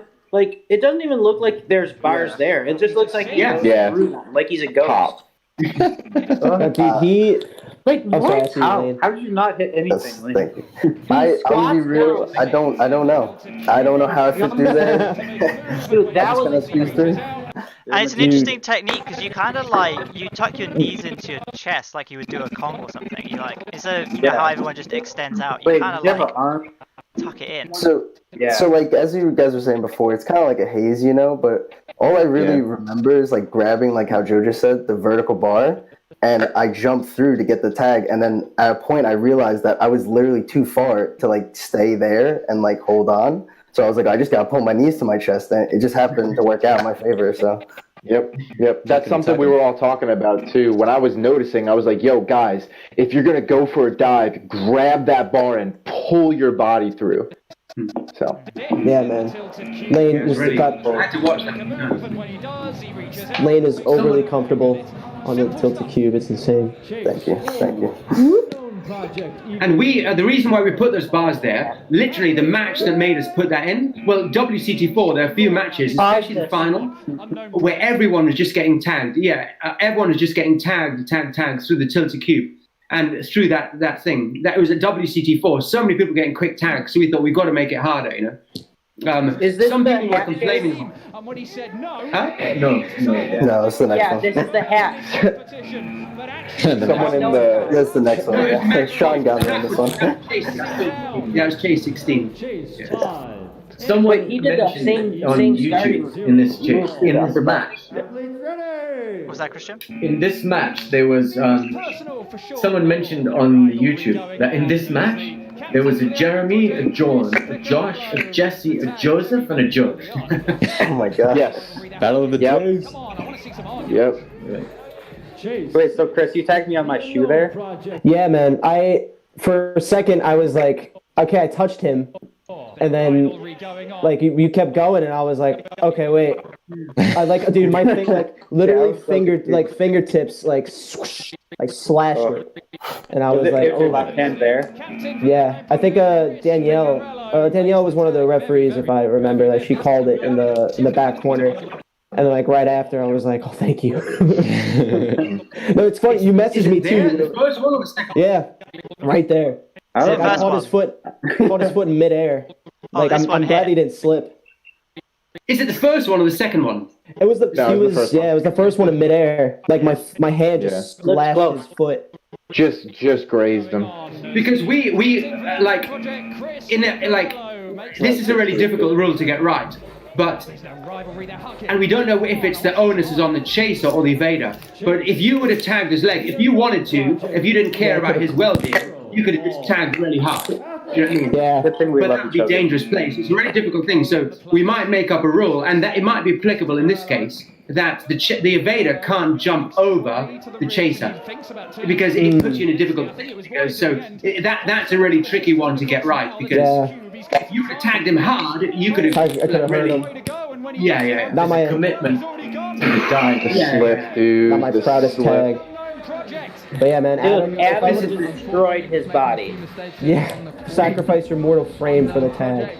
Yeah. But yeah, man, That's just full on. if I stood up It's right like there, he's going for the tag and he's not thinking anything about the landing. Yeah. no, yeah, Really, man. really cool. He just didn't. He didn't have his feet underneath him. Yeah. No, if I would have stood up though and ran past the back corner, I can't remember the name right now. What was that?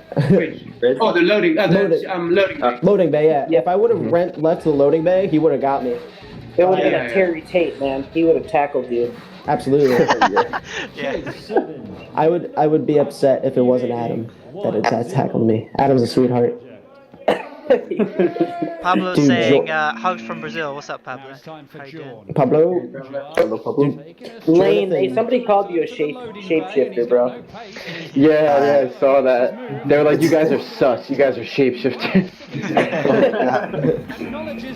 Dude, This Jordan. was another one that, like, I don't think people utilize enough. But the hands. hand grab. Yeah, man. Yeah. Oh, he got 3 A lot of of times these. you see someone go around and they hold it on, and the next person, like the evader, holds on one way and swing around, and then the chaser holds 2 inches higher, and they both swing around at the same time. Yeah. You know what I mean? Yeah. You see it a lot. Yeah, you he see it got quite a lot. he got 3 of those at least, where he's holding Yeah. hands with people on the bars. He did those in practice too when we were here. There was a DTR with Vinny with that too against Tempest. Okay, yeah. His Yeah, was the thumb. Yeah, thumb. Literally. Yeah, So I was saying Jonathan- this to Greg like earlier. I was saying that like there's so many times where people can get really easy tags if you just literally just stick your hand out and aim for their hand on the bars, because so many people think they're far away because their chest is further away, but actually your hand's all the way back there. You've actually lost distance from the chaser. So Right. Dude, Jonathan was crafty with that, man. That's what I was using to get around those tight corners too, just grabbing the bars. He's really Yeah, good and at I it. started realizing that he was doing that on purpose. Like, Yeah. you know. Absolutely. We started when we were in lockdown over summer. We started to work on a technique. So instead of like if I'm going around to the left, instead of holding on with my left hand, we were trying to work on a technique when we hold on with our right hand and kind of swing around. No, that makes So sense. but you kind of when you hold on, it really catapults you around. So you sort of spin around. So we were kind of compensating it by pushing this hand out. So it's like a weird kind of move where you grab hold of this hand and then kind of push out here. It looks really weird, but it kind of works. Jesse is so If you fast. drilled it. Yeah, I was gonna say He's you guys smooth, are dude. 1-0 down, and you're up, Jeremy. So, is there any nerves going into this one, or? Like I said, man, you'll see me go on the starting block and just make that eye contact. It's really just, yeah, you see me? I'm grilling him. I'm grilling him. And then, but he just makes me chase him, man. He was so good at getting me to commit one way and then going the other way. Marcus, can you rewind that to when they're by the ridge? Yeah, sure. I really like what he does here. He's here, and he goes to the left, makes you commit, then goes to the right. I really like how he did that. Yeah, so that was on the Reverse. Yeah, reverse herding. He steps all the way over there, then waits for you to commit. It's really cool. Good tag, Jeremy. Very good tag. Thank you. Thank you. Very good chaser, man. 100%. Yeah, very crafty with it, you're too. fast, boy. Yeah, you guys are just a monster team, dude. I was so nervous. I know, dude. We were so surprised too. Like, I'm so proud of this squad, man. It's like, this is not just parkour. It's not like, it's obviously not free running. It's so much more. And the fact that we had Vigo, who's just a Ninja Warrior athlete or a regular athlete, come out and shine like that, it's an incredible feeling to put a team together and then find success. This is an instinct sport, I would say. Absolutely. 100%. Yeah, it was. Me and the guys were talking, and we were saying that I think the only up that parkour athletes have is just the mental behind it. You know, because we train so much going to bars and platforms that when we see an opportunity and we're confident on it, we're gonna go for it no matter what. You know, second nature. So. Yeah, taking the high routes, man. That's where the advantage is. And I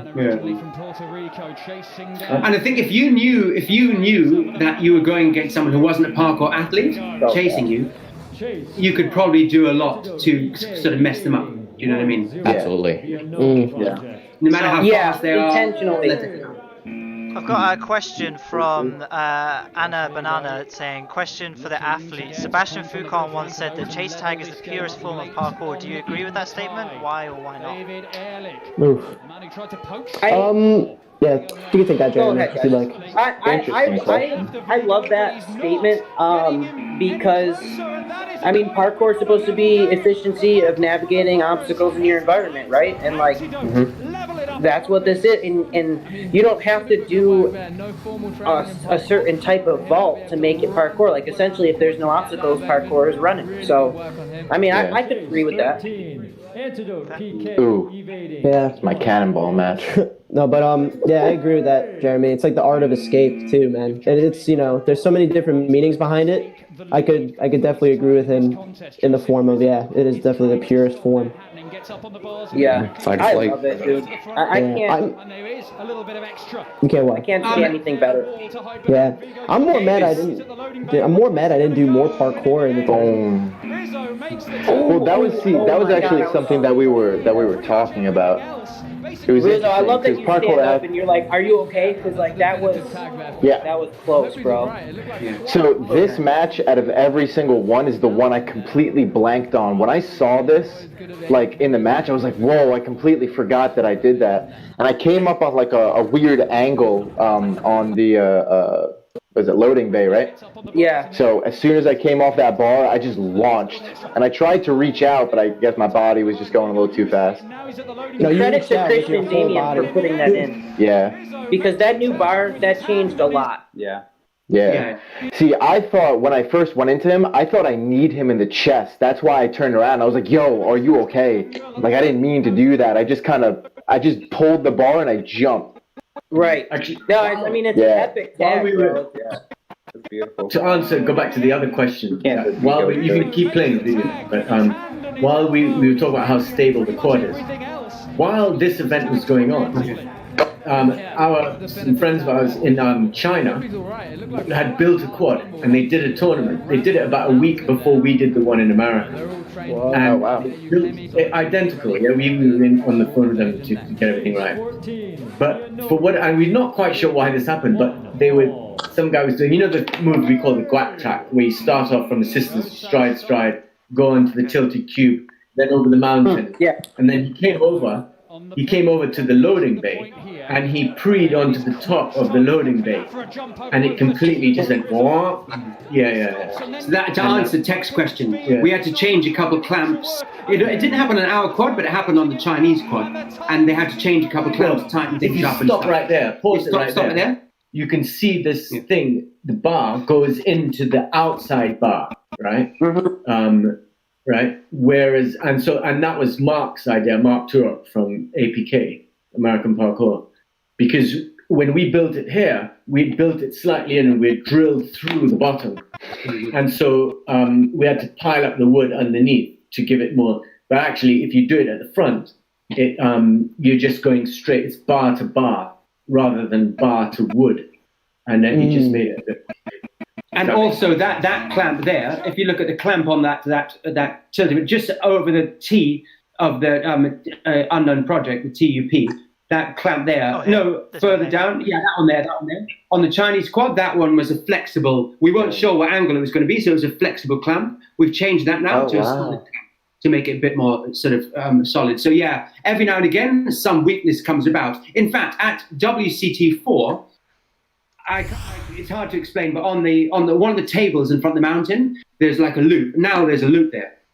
We had that loop in WCT4, and someone came from the mountain and they jumped onto it and preed onto it, and the whole table just lifted up. And that's why. Oh wow! There's now that loop is now connected to the ridge. There's now a platform going to the ridge. Marcus, have you got a shot at the whole quad? Yeah, I was gonna see if I can find one. Because that's actually this chase was sick, man. That happened. I want to watch this chase again too, because bro, Joe is so fast. He's on my ass the entire time, dude. Dude, you had a great route, and then when you go down the front line, you can see how fast he is. And I just wish he could have unlocked this when he was evading. And I tried to. Yeah, so I originally was going for a double, like the double cap pass underneath, but he came on so fast because I tried to juke left at first, but he anticipated. He knew I was gonna commit hard, so I tried to jump, and I jumped too hard. Noticed that my hands just missed the first platform, so I went, oh fuck it, and I just extended all the way and pushed as hard as I could. Yeah, that's a sketchy. I love the ending of the chase. When I was editing, you're both on the ground. Yeah. And you both stand up really slowly. It's like you've been in some tremendous epic battle. It's like, look how you get up. You're both lying there, just straight on the floor. Dude, I was pushing. He was pushing. And I just hit that side platform, and I guess my left foot just slipped a little bit. And boom, I went down. I think I would have had it if I didn't slip, because my thought process was going up towards the mountain. Yeah. So good chase, man. I don't even know, because he didn't grab a bar. I don't even know how he got the speed to go around that corner. That was all on his feet. Crazy, man. He's such a good athlete. Yeah, Joe's sick. He is. He's going to have a way better year next year, too. Absolutely. I think we all will. I think all of us, to be our first time and just doing this kind of stuff where we're just analyzing what we did, everyone's going to come back such a beast. Yeah. And I love another good fucking tag, Laine. Yeah. See, this was something that Laine was super good with. Laine was able to creep up on people and then make a move really fast. He's totally courting you. With his handsome blue eyes. Yeah, it's like a trance, man. Were you singing? It was I was serenading. It's like a snake charmer, bro. Go back. He's like this. I guess. Absolutely. I thought it was a good tactic because every time I went up, I was able to I was basically just trying to see where they were gonna go because I didn't want to take any time wasted or make any time wasted. I want to make sure I knew where I was gonna go, where I knew where he was gonna go. Yeah, you did a good job of good job of keeping them contained, and this is something that they were talking about yesterday on the live stream. There's basically two decisions that you could do, right? When you approach a platform, it's either you chase them and force them out, or try your best to keep them in, and it's very, very hard to keep them inside. Yeah. Luciano was really good at keeping him in. Yeah. Luciano was good. Yeah, because the second you commit to going up on them, if they're up high, they have the advantage. You're not going to get up there by the time they get down. So it's all about containing them so they can't go somewhere.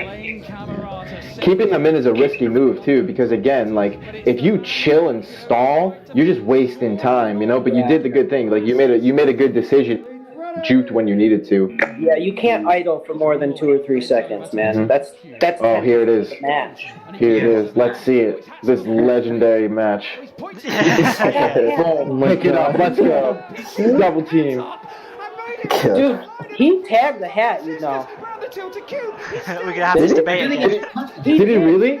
Bro, I have it. I mean, he tagged me at the end anyway. I have it on film.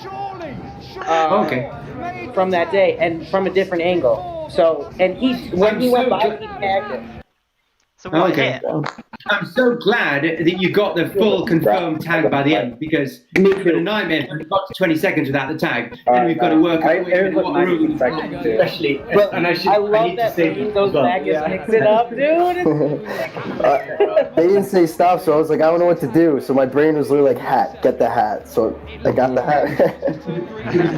It's funny too, because dude, if you did not dive between those bars, you would have had it. Like you just committed. But Yeah, it's okay. if you got the evasion, it was a weird pressure. that would have been like one legendary evasion. If you got around, picked up your own hat, and then got the evasion, that would have been like. Yeah, for real. You were one. Well, I dropped the hat again a second time, and I was afraid that Sean was going to tag it. So I literally turned back and was like, oh, I got to dive through. I got to get the hat. And then I saw Sean behind me, and I was like, oh, I messed up. No. Wait, that's why you dived through, because you dropped it a second time? Oh, yeah, I was afraid I was Really? going to touch it again. And I was like, nah, yeah, I dropped it right there. And I was like, I got to get it back. So we were talking to Jake after this, because there was a little confusion on the rules for the hat. Drop it here. Jake said, Yeah. I didn't know. Jake said that, Jake said that if you would have picked up the hat and tossed it out, you would have just gotten a yellow card for the match, but it still would have counted as like a chase. Yeah. Really? We were talking to Jake a bunch about I thought if a piece Just to of, clarify I thought for if the people anything watching touched out of who bounds. don't know about the rules, me and Damon always debating about whether the hat, if you tag your hat, it should be a tag or not. And I'm worried from a health and safety point of view, right? And we debated, and then in the end we decided that if your hat falls off and you touch it, it's not going to be a tag, right? We said that to the referee, Adam, and everything. And then we were doing the quad thing, and then Adam was going to do a briefing. So he got all of the athletes, all 96 athletes in the room. And me and Damon were still working on the quad. But I thought, look, it's better that I better go over there just in case anything happens, yeah? And so I was at the back of the room. And then he said the ruling on the hat. But instead of saying Damon's ruling, he said my ruling, in that if your hat drops off. And everyone was like, well, because that's not what we put in the rules. So now everybody's going crazy, like, because they didn't know what the ruling was. And so we had to come, and I went through the ruling again. And then in the end, there were so many people shouting so many things. And I wasn't prepared for it, because I just I had like a million things on my mind. And I just said, fuck it, let's vote for it.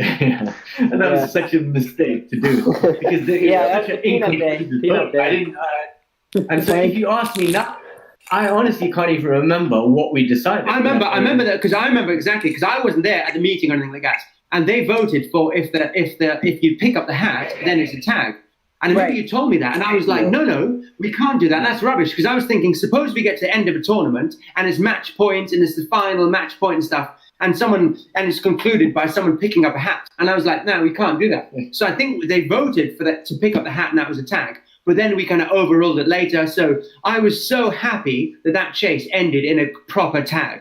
Because if it wouldn't have gone to tag, we would have decided, wait, what the hell are the rules again? And no one would have known. So I'm glad it kind of ended like that. But I had no idea you dropped the hat for a second time. And you've gone back. Me neither. The hat for a second time. I only just dude. Yeah, it's weird. Frank hit it behind the block, too. As soon as he dropped it, then he got tagged. Yeah. Frank wrote in the chat, never forget the 20-minute debate about... I just read that. Yeah. Well, Fernando, you comment, no cap. No cap. You're going to be responsible, like Frank, right? If you're going to wear a hat, wear Frank's hat. Frank's hat didn't even move, right? There was no chance Frank's hat was coming up. Fernando, nice comment, no cap. Chris, no cap. We've seen a nice comment from Chris saying, best tag of the show, Rizzo is the best chaser in the game. Definitely need to have these boys back. Yeah. Thank you, my friends. It's my cousin. Shout out, Chris. Just My got cousin. a message from my aunt, who is watching from St. Kitts with my gran, yeah. And I haven't spoken to my gran for ages. This is my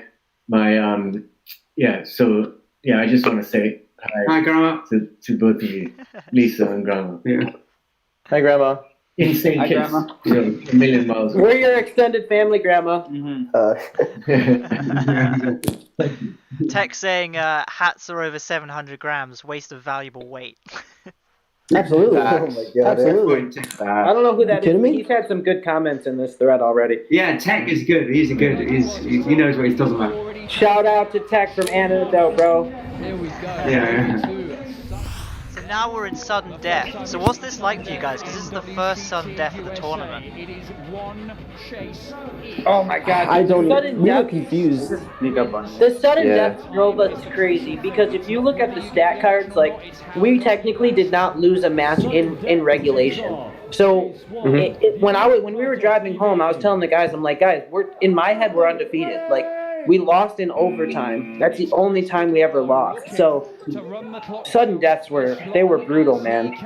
Yeah. It's a different tactic because like you've got to. It's a very different thing. You just because Marrero gang, they always say it doesn't matter. They don't rush for the tag. They just say you got 20 seconds, take your time.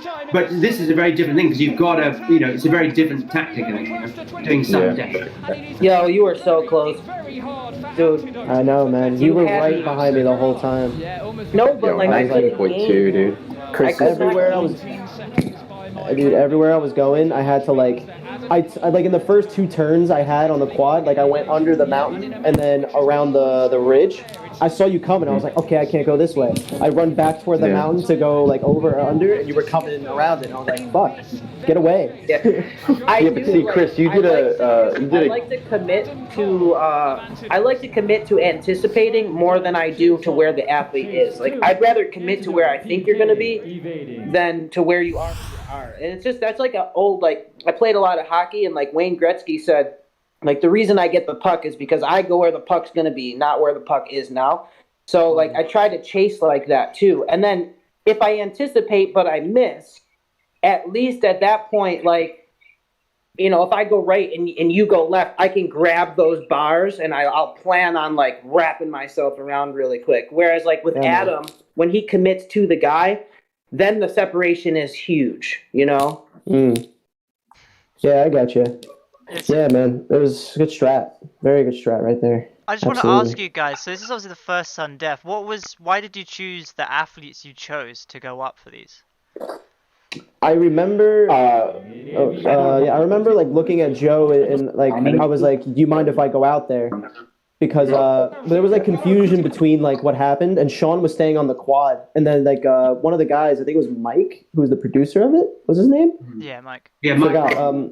Yeah, he was like, oh, yeah, somebody needs to send down an athlete. And then I was just like, you guys mind if I go? And then they were just like, yeah, just go out there. And then I told Sean, I was afraid I was going against Sean.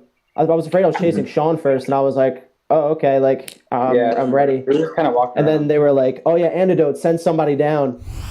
They sent down Jeremy. Yeah, and I think it was 2 things. It was more timing. I don't think I had done a chase in a while. And then I think I was just finding success, and the guys were like, "Go get him, yo! We know you can, we know you can catch him." We just for us. Oh, go ahead. Oh yeah, we just had a quick question on the chat. Someone was asking what happens if you both get evasions. That actually happens later on in the tournament. We just do another round. We just go again until we have double sudden death. Well, no, but doesn't it come down to time? Yeah, but if they both get evasions. But it's both evasions. Yeah, they both get evasions. Yeah. Mm-hmm. Yeah. What am I talking about? So for us, for the sudden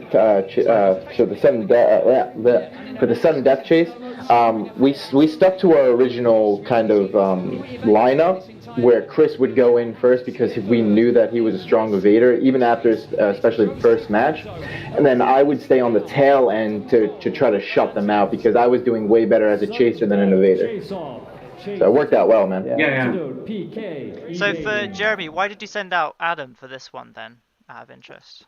Listen, so this is one of those decisions where we all got back at the end, and I don't want to say we regretted it. But it was more like, okay, Adam kind of wanted to go, and I boosted his confidence too, and I was like, dude, you got this. And we were early, so I really wanted to boost everybody's confidence. Like even in the Ollo match, I didn't run until much later. Being the team captain, I don't want people to feel like I'm just dictating, right? And so I like to put not the pressure, but what am I trying to say? I like to put it on the athletes as well that I'm with, because it's all our responsibility, you know, and I can't be the one who's like, I'm going to go when it's clutch time, you know, and win or lose, like, I'm super proud of all of the athletes. So I think everybody should have an experience of being in that high pressure situation at one point, especially during round robin, because you never know. One of us could get hurt, and Adam might be in that position again next time, and he needs the experience. So it always seems that with unknown, like it's always Mr. Rizzo that's in the glory chase. He's a good chaser, and I think that's good. Yeah, I definitely think that there's something to be said. I mean, in the last 2 minutes of the game, you know, are you putting LeBron in the game? Yes. You know, so it's like, I think that there's a certain amount of that. Like if we had the situation happen later on in the matches, like not in round robin per se, we'd probably try to keep me and Sean out there, or Vigo, or somebody who's a little bit quicker. But I think it was just so early, and we had found success against Tempest, that it's like, you know, let's lay it all out on the floor, guys, you know, and let's share the fame here. Chris, I just lost your video. Do you mind? Can you come back or whatever? We've got a question from Nebs. Says, question for everyone. I guess this is still a rule that is being worked on, but we've seen someone lose a hat. But what if someone loses a headband or a shoe? Would it count as a tag? I don't know if you guys want to just like bury this debate. Seems. Yeah, I think it has to be, because we always look at it like there's a health and safety element to it, like having loose items of clothing or coins or something like that. That's happened before. The coins have fallen out of someone's pocket. But I still think it comes down to, like, what are we doing? We're replicating hunting. Like, can you get me? If I drop something and you catch the thing that I dropped, that's not a thing. What it's about is, can you get me? And so it has to be a touch to the body. It doesn't matter if it's a hat. I don't like that rule with the hat. Yeah, I don't love the hat rule either, and I think that the yellow card system is really good. You know, I mean, if somebody's being irresponsible and they're wearing loose clothing, loose shoes, or you know, if Laine's wearing a hat that keeps falling off, like that's just, you know, it's fine. But you're gonna get a card for it, like, you know. And some people are comfortable. Like everybody was like, I'm comfortable in a hat, so I get it, but there's a risk. True. Someone goes, every time Rizzo went out, I pictured Joseph Joestar. I love that. Nice. That's great, man. JoJo memes. I love Adam's picture. All the memes. Yeah. He looks so confused and interested at the same time. It's the Kubrick stuff. Did you guys see the Toon memes they did on World Chase Tag fans? Yeah. Yes. They're so sick. Yeah, shout out World Chase Tag fans. If you guys want to follow a good fan page, go check them out on Instagram. I love those. Yeah, who is that? It's a guy called Pavel from, I don't know if he wanted his name to be revealed, I'm not sure, but yeah, let's not bait him up, but yeah. I don't know, because we haven't cool tag. From Ukraine, like really. Give him a ticket to the championship. Yeah, for sure, yeah, definitely. You know, he's always welcome. Get him out there. He's done a really good job. I haven't actually spoken to him, we just messaged, you know. That's it. But yeah, he's been brilliant. Yeah, WCT fan says thanks, guys. Heart. Yeah. Hell yeah. Do you want to just continue on to the next one, Max? I'm gonna have to go. Okay. Yeah, I'm gonna have to go now. Oh. Hey, no, by the way, guys, that was up until now. I had a look at these rock It was a pleasure from the previous one. This is the best one. Yeah. And up until this match, so that in this group, there's been four matches so far. This is the fifth one. And all of the matches have ended rock versus scissors. All of them, all four. In one round, and someone's gone rock and someone's gone scissors. Yeah. In every single one. I'm just putting that out there before this. Since Imogen did that video, we put it out on Reddit. And if you want to see something funny, look look for this video on the Ocho Reddit, because some people have gone through. People have analyzed all like how the cycle changed. It's absolutely hilarious. Okay, I didn't know that existed. Yeah, the guy came up with a stat for like what the percentage is of somewhat of it going to like round 7 of rock paper scissors. It's like something crazy. I'll try and come back if I finish the call. I'll try and come back. Sorry about that, but it's one of those. It's with in Saudi at a particular time that couldn't change. Yeah, no so I will, if I get the chance to finish, I'll come back. You taking a computer? Yeah. Okay. Alright, hopefully Chris will be Pablo back. Pierce says. Pablo Pierce says an anime for World Chase Tag would be sick. Dude, We love wink, it. wink, Love hint, it. hint. Maybe that might be a thing. I was talking to Rich Rodriguez from Five Borough about that, and we were making like sound. It would be like sound effects where someone gets tagged. It's like I'm behind you. Like, oh, that would be so good. You guys All I want is the menacing. I just want the menacing on me as I'm chasing. Dude, it'd be so good. Absolutely. Yeah, we want to. We really want to try and work on that. Oh, please. So, for Team Ollo, Fernando, what was your strategy coming up against Antidote? And against Antidote, what was your strategy against Ollo? We knew that they didn't have Bailey, so we were like, dude, you know, they're short a guy. They're tired, like, you know, we just wanted to run them down, and that was our strategy. It's like, let's just take advantage of the fact that they're down a guy, and maybe it'll help us out. Yeah, it's final match of the day. You know, we've already gone through so much and stress and, you know, working through it. It's just tough to just keep on. And these guys are pretty fast, and I'm going against, you know, Josh Vigo. It's like, still after all those matches, quick. Trust me, in practice, nobody wanted to chase him either. He's so freaking small, nimble, and quick. It's retarded. Just coming back to things, a couple of people have mentioned in the chat about a video game or potentially pitching to a Japanese anime channel and stuff. Just a bit more information about that. A little while ago, we did actually we had a meeting with someone who's representing. I shouldn't even say the name, but we had a meeting. I mean, nothing happened with it, but we had a meeting with someone representing Konami, and they were interested in including Chase Tag in a sort of compilation type thing. But nothing came of that, so that was a shame. Send them another message. Yeah, everyone in chat, just tweet at them. Just relentlessly tweet until we get there. Get Elon Musk to tweet it, and it'll go to the moon. But we're going to the moon. We're looking to create a WCT manga potentially. And when we were doing the research on that, Spider Girl found a manga in Japan about Chase Tag. Yeah. And they'd obviously done research because they had the proper quad, and they had all kind of different angles from within the quad, like as if you're looking at the eye, you know, from the POV from inside the quad. And it was so accurate that everything really accurately worked out. I don't know how they got it so accurate. That's sick, man. It's one of those things that it's very hard to find that. We spent ages. I mean, we saw one picture and then we tried to find the rest of it, and it took us like days to try and find this thing. It's like really buried. But if anyone finds that, send it to us, because that would be really funny to see if you can find that. But also, we're speaking to someone about potentially doing a WCT computer. It's very early days yet, but all that kind of stuff we're working on. So hopefully, at some point soon, it would be great if we could have like a manga, anime, and a computer game all sussed out. So, the game would be sick. Like, I could just see now, you'd have like boosters and super special abilities. Mm-hmm. Yeah. Bring true JoJo drip into the parkour community with that, yeah? My God.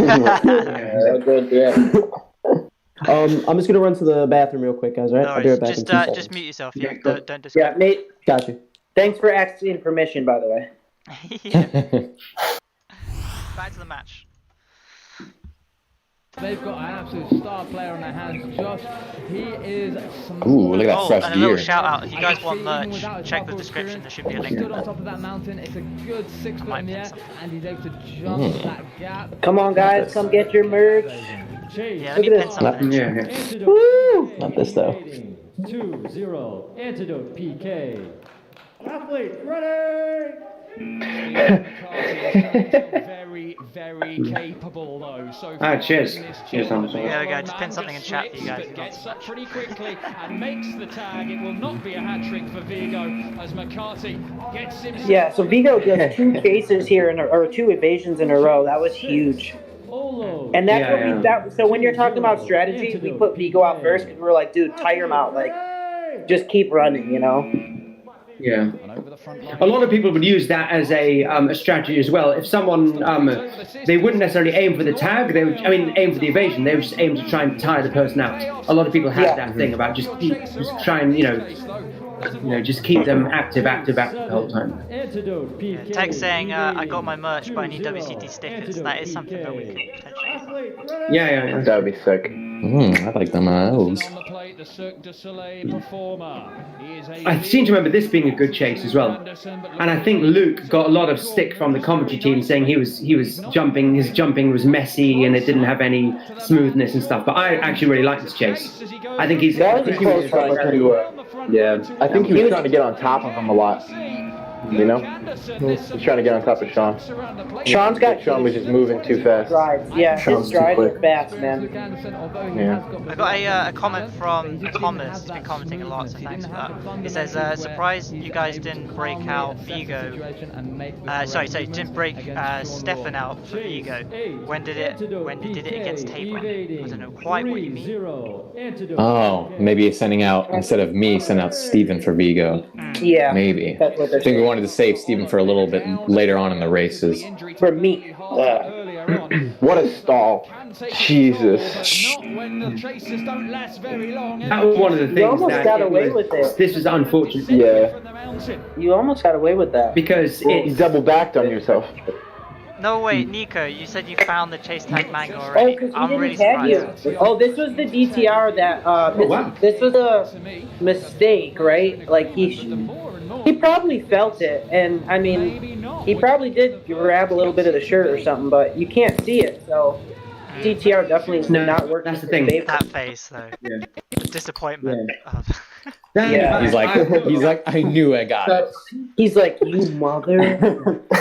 Yeah, I don't know. I just didn't feel anything. So that's the thing. We always rule in that, like we always say that it's the responsibility of the chaser to make it obvious. Yeah. Unfortunately, looking back, I think it wasn't obvious. He should have kept a slight little nick of. We talked after. He was saying he should have just kept going. He's like, yeah, it's kind of my fault, but he was saying, he's like, yeah, I definitely did touch the shirt. So. And, he probably just felt the shirt clothing a little bit and was like, yeah, that's enough. All I needed.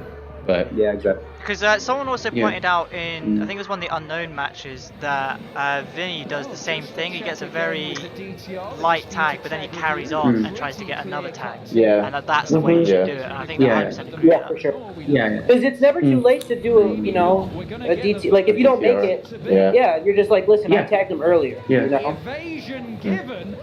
Sean Law with another point. And if you get a DTR, you might think, oh, I'm going to try and conserve energy by not going for the second tag. But if it goes to a DTR, it's going to take a few minutes. So you're going to get your energy back. Do you know what I mean? Hey, can we pause at least a little bit, yeah. So you see how like Joe just passed a bottle of water to Sean and stuff, and I know like we had in the Discord, we got all the documents and everything of like our experience, and this is something that I mentioned in there. But like, would it be possible in the future to have a coach, somebody on the sidelines who doesn't have to worry about running up and down on stage and competing and everything, but can be there to support the team, give them their water, make sure that their shoes are dry, whatever, like anything they might need, a Band-Aid. Is that something we might see in the future, like potentially having a team coach or somebody who can just be there for logistical support? I think it was originally like that, right? Yeah, it was originally like that, but because of COVID, like it was just. Last night. Oh, okay, I missed out on that. Damien, we're losing you a little bit. Yeah. Okay. We talked a bit about that last night. So it would definitely be the case because of all the COVID stuff. We couldn't have an extra person, but also don't forget the teams usually would stand quad, like right by the quad, right in the blue and the red corner. Right. They stand like on either side in the front corners. So usually the teams are much closer. But this time we had to go on the stage because of COVID and stuff. So usually there's much more, it's much more of a closely knit thing. And yeah, for sure, we would have an extra person. At our recent events, like a lot of teams, like Ashigaro came with like 7 people. Morera Gang usually have an extra person. Blacklist have an extra person. Usually most teams that sort of do well usually have an extra person. Yeah, we do. So... I remember, I think GNF last year, and then the year before had Tom Taylor, if I'm not mistaken. Yeah, they were talking about it yesterday, Chris. Yeah. It seems like everyone's going crazy trying to find this manga, so maybe that is something we'll have to try to do. Yeah. Wink, Apparently, people have found it. Yeah. That'd be sick, man. Yeah. Someone commented. Someone commented about the video game. Said that I would be an unlockable character at level 50. I don't know who said it. Yeah. And Anna Banana said it. Yeah. Shout out. Oh my god, dude. This is hilarious. I hope to God that someday that happens, man. I mean, what kind of I feel like my life is complete if I made it into a video game. Ever. I don't even care. I could be like the trial character. I wouldn't care. Yeah, it'd be really cool. I think it'd be really cool to have. At the loading bay and thinks about moving away from it, eventually does under the ridge back. I mean, with an online platform, I can totally see it being like Rocket League. Oh, what a dive, man. Yeah, this is such a great chase for Steve. Yeah. So good at idling. Yeah, that was a great idle there. And he stayed. He did a great job of. And he's not flat-footed at all, He did a really good job of cutting in, but then he didn't back in on himself. Right here, he cuts to the outside, forcing a dive, but he has a lot of protection. It was beautiful. Yeah, you're right. Really unusual route. Yeah, very great Fernando, man. Coming back out again, just really unusual stuff. You were saying, Jeremy, sorry? Ollo has the best celebrations, man. Yeah. Gotta have that saw emotion. Steve. Yeah, man, you saw it in Steve so hard. And Fernando. It's the hand tag. I love how Steezy too, he reenacts the tag. Yeah. How does he get those? He looks for him, dude. Yeah. He's a freak. That's his second one, right? That's his second one. Yeah. Boom. He gets another. Boom, right on the hand. Say what you will about Jordan, dude. He just loves hands. Dude, we were making fun of him all night, man. Chase 12. Antidote PK evading. But I think once people notice that, I think there'll be a lot more tags. If Absolutely. you just drill it and drill it. When you look, sometimes literally people are holding the same pole, but 2 inches apart, and they're both swinging around the pole. We've got quite a few examples of that. Yeah. It's just not something you think about when you're chasing. You think, I've got to tag their body, but you forget about that trailing hand.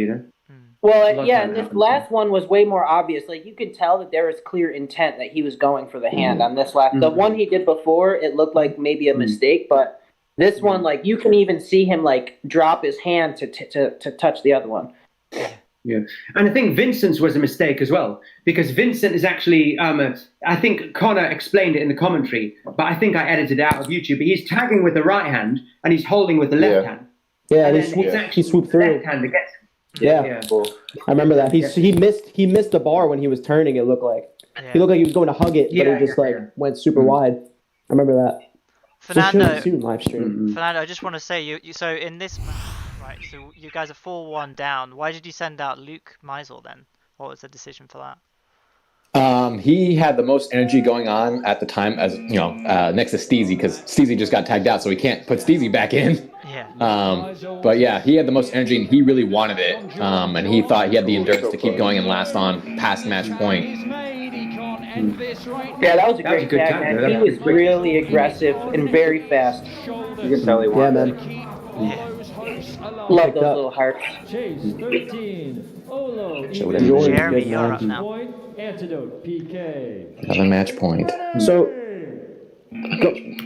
wait, so for Sean and Jeremy, for coming in, did you guys know beforehand who would have specialties of chasing and evading? Because you guys, I feel had the most, the best practices. You guys had a legit, almost quad-like setup.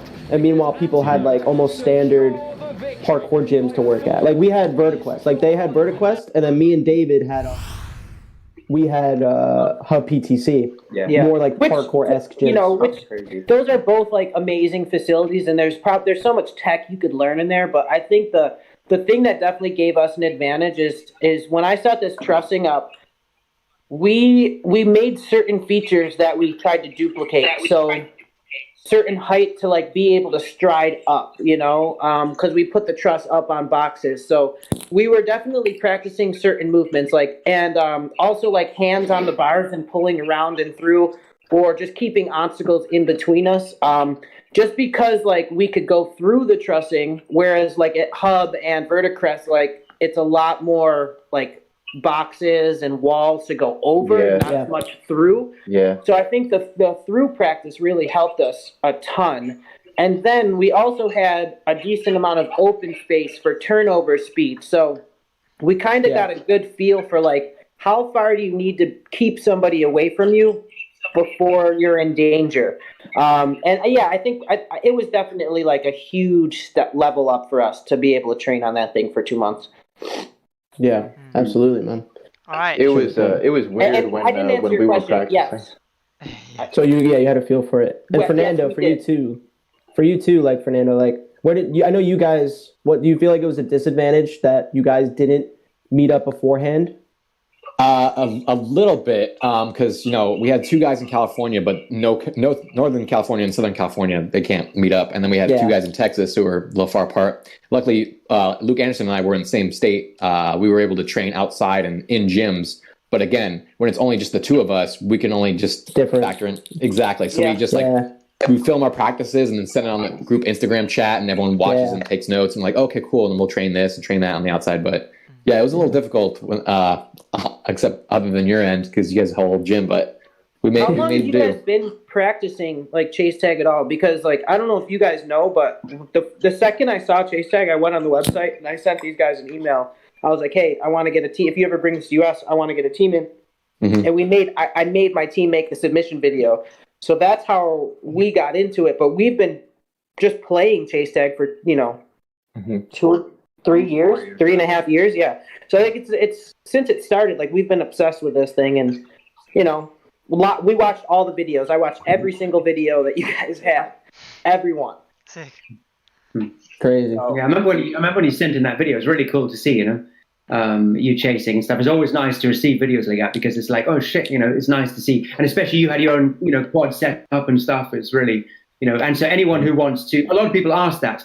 How can I get involved and stuff? Just film yourself chasing and send in videos. That's the best way, even if it's in a park or a parkour park or a gym or whatever, just send in videos, So advice to any of the fans, anybody who's watching out there, like just get some, it could be anything. Just get some obstacles, get a team, start practicing and film it all, man. You'll get better. And just send that stuff in. Like, these are the 2 coolest owners of any sport that's ever existed, man. And this community is so tight. Like, let's shoot this to the moon. Yeah. All right, final match. Another question talking about. Okay, go on. Sorry, go on. Just one more question about quad design. Ethan in the chat was asking about. It'd be interesting to see how athletes would. Play if the quad was jam-packed full of obstacles. We talked about a bit this last night, We've also got like an 8-meter quad design. The quad now is 12 meters by 12 meters. We've also got an 8-meter design that we've done. We haven't done that much stuff with it. The only event we've done is a shopping mall in Paris. We put out some videos on YouTube a little while ago, and I really like the style of chasing because the obstacles are much more crammed in, and it's much more intense because you're very close to the chaser the whole time. You're chasing very, very, very close. It's very, very intense. And you're changing height, the way how the court is designed. You're always interacting with the obstacle. So I really it's a very different style of chasing, but I really 100%. Like to watch it, And, 8 meters, dude, that's tiny. Yeah, it's very small, yeah. If you haven't seen that, we have to really watch it. It's intense. Yeah. Yeah, it's really, really Blacklist, cool. And I can't remember who the other team is. A whole bunch of French people. No, it was just the individual athletes. Yeah. Oh, wait, there's a couple actually. There's a École de Parkour, IMIO, I can't remember what their YouTube channel is called. They had a competition where they used the same design, and United, the team that won WCT4, was all athletes that competed in that event. That's how they got together. It was an individual event. And so That's cool. You can check it out on our one called the Blacklist Flight Club on our channel, or on École de Parcours. They had a flight club, and I really like the style of chasing. It's very, very different, and it's much more scrambly and stuff, but it's good. Check it out. I'm just awesome. I'm just aware we should try and get to the next match. Guys in the chat, if you want to ask questions, just keep sending them in. As soon as we finish this match, we're going to do like a big questions and answers afterwards. So keep sending them in. And keep this rolling. So it's the last match. This is Unknown and Tempest. All right, how's this rock paper scissors going? Yeah, this is a really. So same thing, dude. I looked him dead in the face. Joke glitched a little bit. I was like, I told him, I was like, it's gonna be rock, and he was like, what? And I was like, oh, it's gonna be rock, and then we did it like 2 times because Nate like flickered. So It was a glitch on both ends. This was our boss battle, man. We knew Tempest was gonna come in hard because they lost the last 2 matches, so we just went as hard as we could. Yeah, I mean, I think you guys got the hardest. Probably this, they would have definitely ran the hardest against you. Like, they got to be hungry by now. Exactly. Oh, doubling back. It was close though, Chris.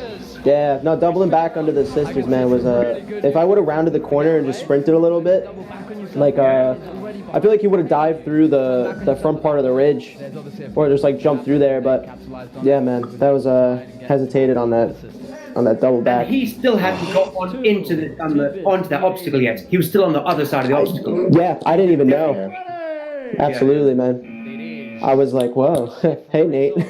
Hey, Nicodemus. Yeah, I mean, Nicodemus said the match we were most excited for.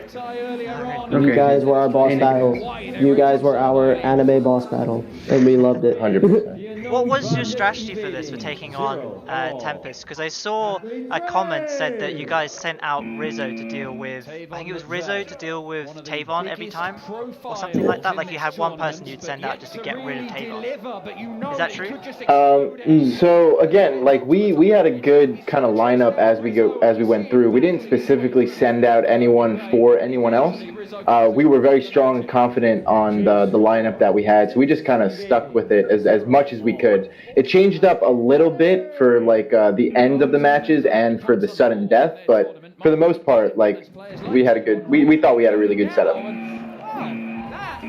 That was a quick tag. So did you stick to the same order each time? Essentially, almost. Okay. So you guys actually had like a fixed I think by order. this point, It's interesting. a little bit. We had a good like judgment on who were the really strong evaders and the really strong chasers. And then but just based off of that and maybe what we were watching, we were just like, yeah. But then I asked everyone, like, I would look at someone and be like, how you feeling? And they're just like, yeah, I'm good. I'm like, yeah, get out there. Mainly, like, to start the order, it would be if we were evading first, it would be Chris to try to get an early point, and if we were chasing first, it was me to try to shut them out immediately so we can get our like better evaders in. Yeah, man. Dude, what a slide! Good evasion, man. Marcus, do the stats back that up. What's that, sorry? On the athlete's part, do the stats back that up? Like Chris being the strongest evader and Joe being the strongest chaser.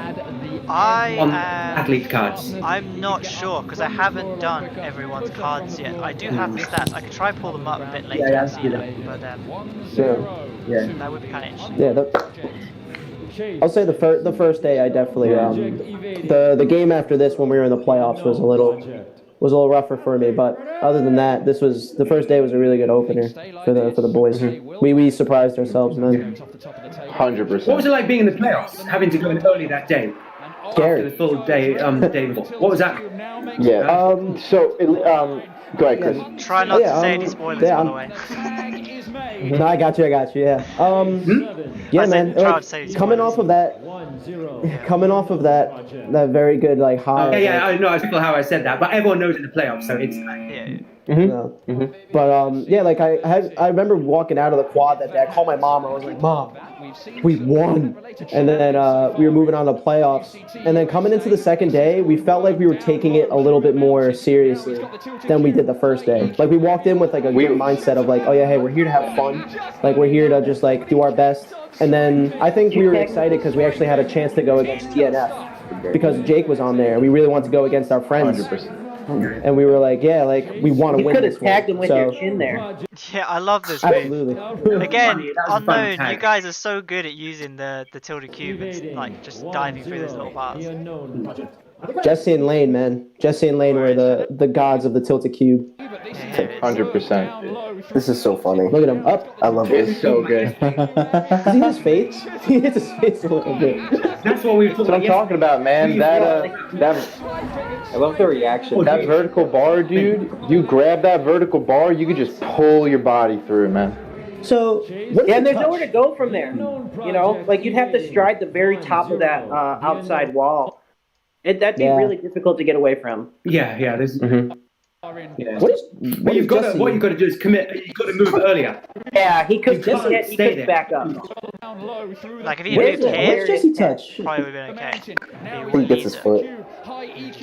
Yeah, he gets his foot. No, I think he swipes and misses, falls out, and grabs his ankle just to make sure, man.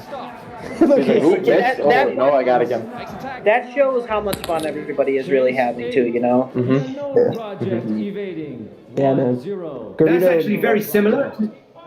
That's very similar to the chase we were talking about last night with Luciano, because both times they kind of made eye contact, and they were saying about do you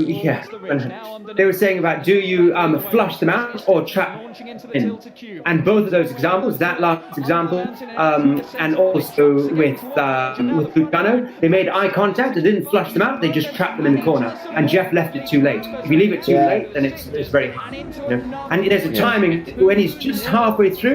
That's when you got to go. When he has to kind of like come back out. Once he's kind of committed halfway, then make the run. Then, but it's difficult to get the timing right. Somebody just said in the chat, I thought the boy got it by kissing his foot. Yeah, Miguel. Yeah, Miguel. Miguel's another member of the Unknown Project. Yeah. Miguel helps us with clothing and production. Oh, okay, cool. ZH is asking, are there any permanent quad setups in the anywhere in the UK? There's one in our garden, but that's. Can I get that address? Can I get that address? Yeah. Scan it.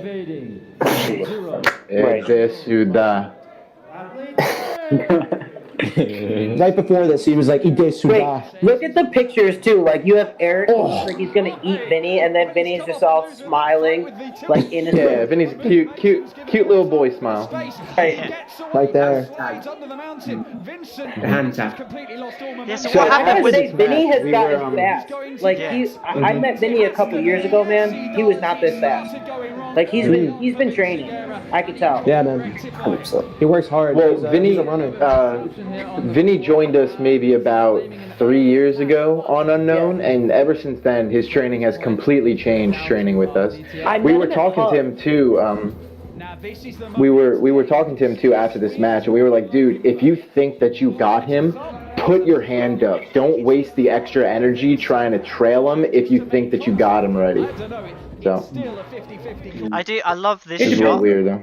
of when Eric fight like this shot here, right where he realizes, and it's just his face, and then he storms over, and he's like, he's what? so mad.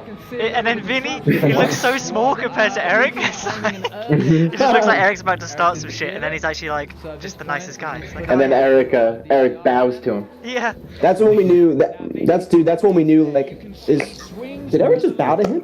See, if you look here though, so this angle, if you look as Eric gets up, like he looks back, like he thinks that he got tagged real quick. Yeah, they we keep thought that chasing. too. We wondered if sometimes the body language gives it away sometimes. I don't know if he consciously felt it, but you can see him stall and do something. So I don't know if I don't know if you felt it or not, but It's also sometimes you're not a sure game. what's It's a game. Everybody's trying to win too. So like, The unknown project. when you if you think you might have got touched, but you're not sure, you still want to err on your side, But then when it's sure, run. you're like, okay. Yeah, run. Yeah, if you're not sure, carry on running. But yeah, I don't know if Vinny made a noise or something, but he definitely stalls. When he gets underneath, he knows he stops and he's like, what? I didn't witness any lack of integrity. I think everybody had great integrity the whole tournament. 100%. Yeah. I was just gonna say this is a really unfortunate evasion for Vinny, because if he'd just seen, if he looked back here, he would be absolutely fine, but he doesn't, and then he just sees him here and he's like, oh, and then it's just He did the same thing with me in the first chase. It's like when Vinny's running, Nate was looking. Sorry, go on. Nate's thing was that he would look forward. Oh my bad. Yeah. Nate's thing was he would look forward in the match, and I realized that I was going against him, and I was like, oh, he looked forward, and I'm right back here. He did the same move to me in the first match, but I caught on to that. Chris, you're so focused right now, bro. So good, dude. Dude, it was Nate. I was like, oh fuck. I was like, it's fucking Dude, Nate. I love and your then face at the beginning. That last chase. That last chase is another one of those ones about doubling back on the open side of that lazy boy thing. It happens so many times. Every time someone goes on that open side, they get tagged. Absolutely. I got a question. So That's a huge for jump. Chris, so you guys are doing all right. Are you nervous that Tavon's come up now? Seeing his Absolutely. performance? Yeah. Absolutely, yeah. I knew he was tagging pretty much everyone that he was coming up against, and then I stood up. Yeah, man. Just knowing that he had the most experience, those were the people I had the most fear of going up against, because he was just such a strong evader, a tall dude. It was like going up against Joe. He's got the coolest pants, yo. He does have the coolest pants. Are they camo? Oh wait, no, they're just white. No, they're just white. If he could relax into it and get his strategy sussed out, I'm sure one day he's going to come to an event and just totally dominate it. Absolutely. So with Tavon, when he chases, he's totally zoned into the athlete, and then when he evades, he's too zoned into the athlete. If he was just focused on the quad and what he was doing and not the athlete when he evaded, he'd be way better. But he's always thinking about where the person is or trying to psych. He should just go. Yeah. But look, I mean, he's idling there, which is pretty smart, Yeah. He's idling there. He shocked me because I was gonna go in hard, but the dude just stopped. So I was like, oh no. So as soon as he cut around, I got caught up in the mountain, and I felt like I was the person to go in for this because Tavon is strong, and he kind of has the similar jump style as me, very springy, very powerful. So I knew that if he was going to jump across the quad, I'd be able to catch up to him real quick, and luckily I was able to, man. Yeah, I don't think I would have been able to catch him. He's just such a fast he stride, and then dive. 2 steps for him, he's in the corner of the quad from the middle of the front. Very explosive athlete. Yeah, and he can stride high. So what was his win I like? remember You guys seem to really really passionately care about this one. What was it like? Surreal. I want. the boss battle, man. Yeah. I wanted. Because again. Oh, sorry. Yeah, I just want to go against Nate again. We both tagged each other, and then I just wanted to see who would get an evasion out of that. You know what I mean? That's what I wanted. I wanted Tavon bad too. I kept telling the guys, I was like, I want him. I'm gonna tag him. I need him. Yeah. Dude, when we got done, at the end of the day, we were hanging at the pool, and I remember Tavon and Eric, I got to talk to them kind of at the same exact time, and they both told me, they're like, dude, you were so fast. You were my hardest chase and everything. And I melted. I was like, what? I was like, for real? Me? You sure you're talking to me? So that was the whole day was epic and so surreal. And we had to go back and watch the videos just to remember because it was just a big blur. Yeah. Okay, guys, so we're going to do the questions and answers. So, guys in chat, if you've got any questions, send them across. If you've got anyone in particular you'd like to ask the question for, just put their name in front and then put the question afterwards. And, we'll start answering questions. XXX King Kong says, I love Chase Tech. Thank you very much. Somebody had mentioned circle obstacles. Somebody was like, "Hey, World Chase Tag fans."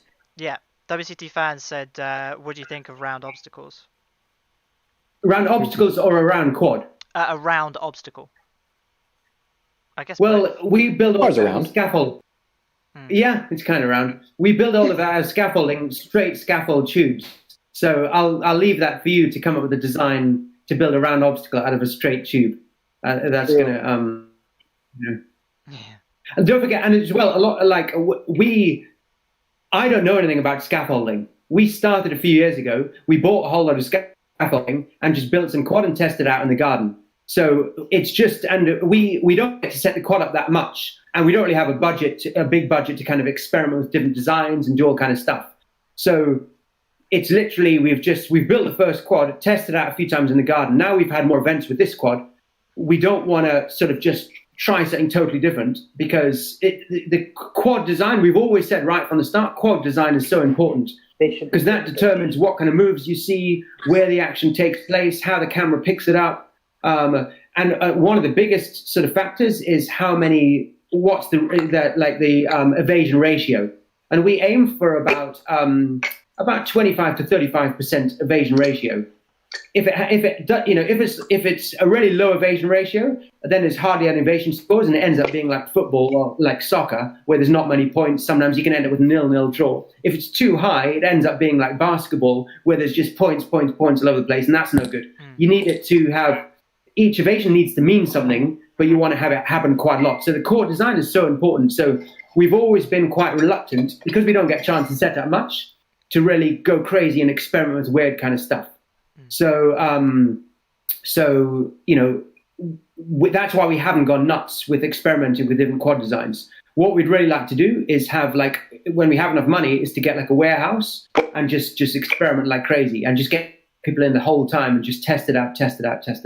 That would be the goal, but we're still pretty far from that, as things stand. And just a quick shout out, Tavon. I just seen you in chat. If you want to come join in on the chat on the Discord, that'd be wicked. I'm not trying to pressure you in, but if you come like on, Tavon. You know the fans want to see you, man. Boy. Come join. If you want to join, just join the general voice channel on the Discord, and I'll pull you in. So if you want to, open. We will pull you in, boy. Hey, Damien. Marcus. Yeah. Can you bring up Rob Schill from Apex was asking, can we analyze the second tag in Ollo versus Antidote? I'm curious what everyone's thoughts are on this strategy for tagging. Okay. I think Tavon does a tag like this at one point. So it's the second tag in Ollo versus Antidote. Okay, I'll pull it up. And Rob Schill, for anyone that doesn't know, is in the Apex team. They're in Group D. They'll be coming up in a couple of weeks. Monster. Hey, Damien, next time you set up the quad, can you guys do a time lapse? Oh yeah. We've got time I'm getting somewhere. ready to invest. Henry Blue has it. It's daunting to think about. I mean, we've got. Let's speak one time, and we've got quite a few time lapses of setting up the quad and stuff. Oh, so okay, cool. I'll send you a message. Yeah. Just to bring it back, you were saying it's the second chase that you wanted of Antidote Ollo? The second chase of Ollo versus Antidote. Here we go. So yeah, this is it. This is Vigo. Josh Vigo goes straight round the outside of the tilted cube. Under you were talking about the way it goes under.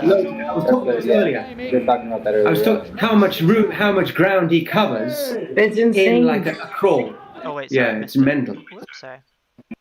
Second chase. Here we go. Yeah. So just for everyone in chat, check the mountain here and check Vigo what he hits. Goes straight round the outside of the tilted cube. Oh my god. Wow. Yeah. He like pushes in and then QMs to like push under the bar.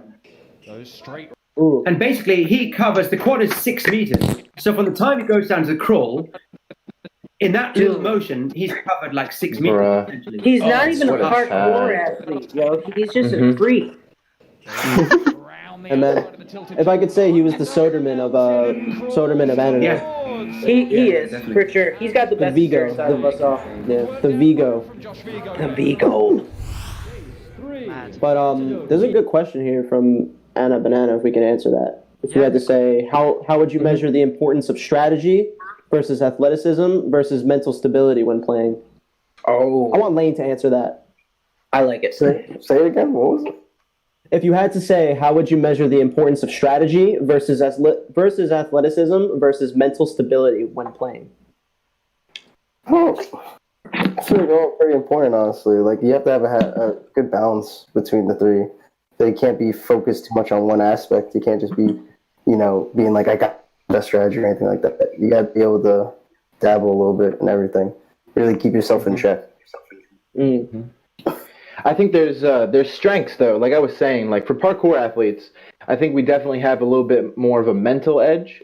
I would say if like what is it? American Ninja Warrior athletes definitely have maybe more of a physical edge, like athleticism.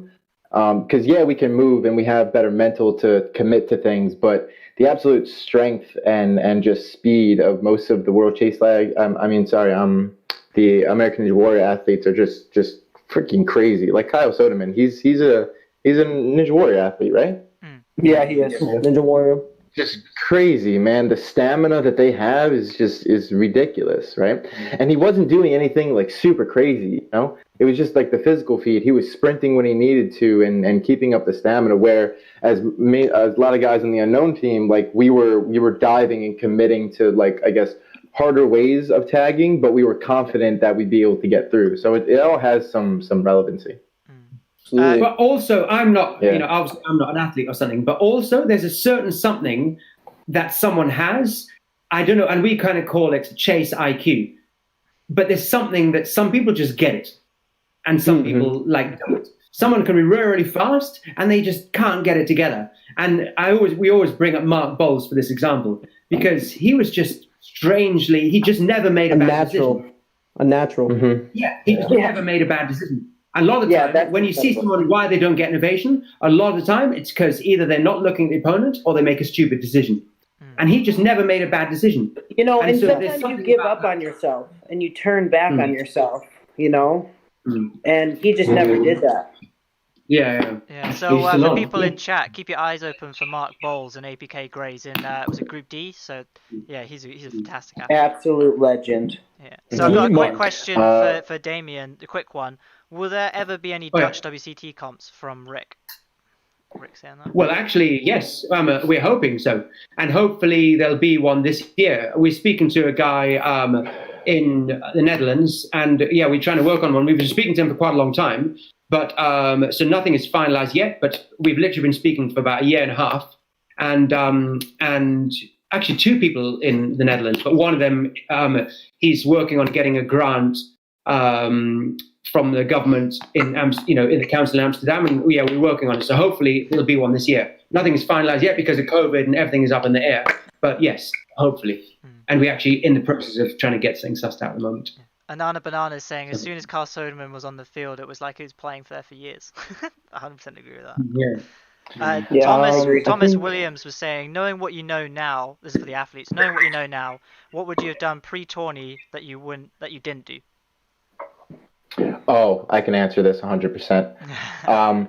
So as we were starting, right, I didn't stick to the mountain at all. Like I didn't know how to use it. But as we were kind of going, and especially in the quarterfinals, I found myself, because I'm better at strides and bigger jumps, that using the top of the mountain would have worked so much better for me for evading. Not necessarily chasing, but evading. It helped loads. So I think if I would have realized that early on, I would have had a way better evasion rate. So Miguel Fernandez is saying, were sweaty hands a problem for getting around? Yeah, absolutely. I think as you're running on the quad, it's like, oh yeah, hey, I hope my hands don't like slip up, or like I hope my shoes can actually like grip to this. There's always that like thing in the back of your head. Even for people like Sean or Joe, like they're always hopping on stuff. Like you want your shoes to grip, not like Tavon, where it's like he got to the top of the mountain, he slipped off. That's just scary. Or like Omar, when he slipped off the mountain in the mountain, Boston accent, the mountain in like the first chase, the first group. I mean, so that's always a thing.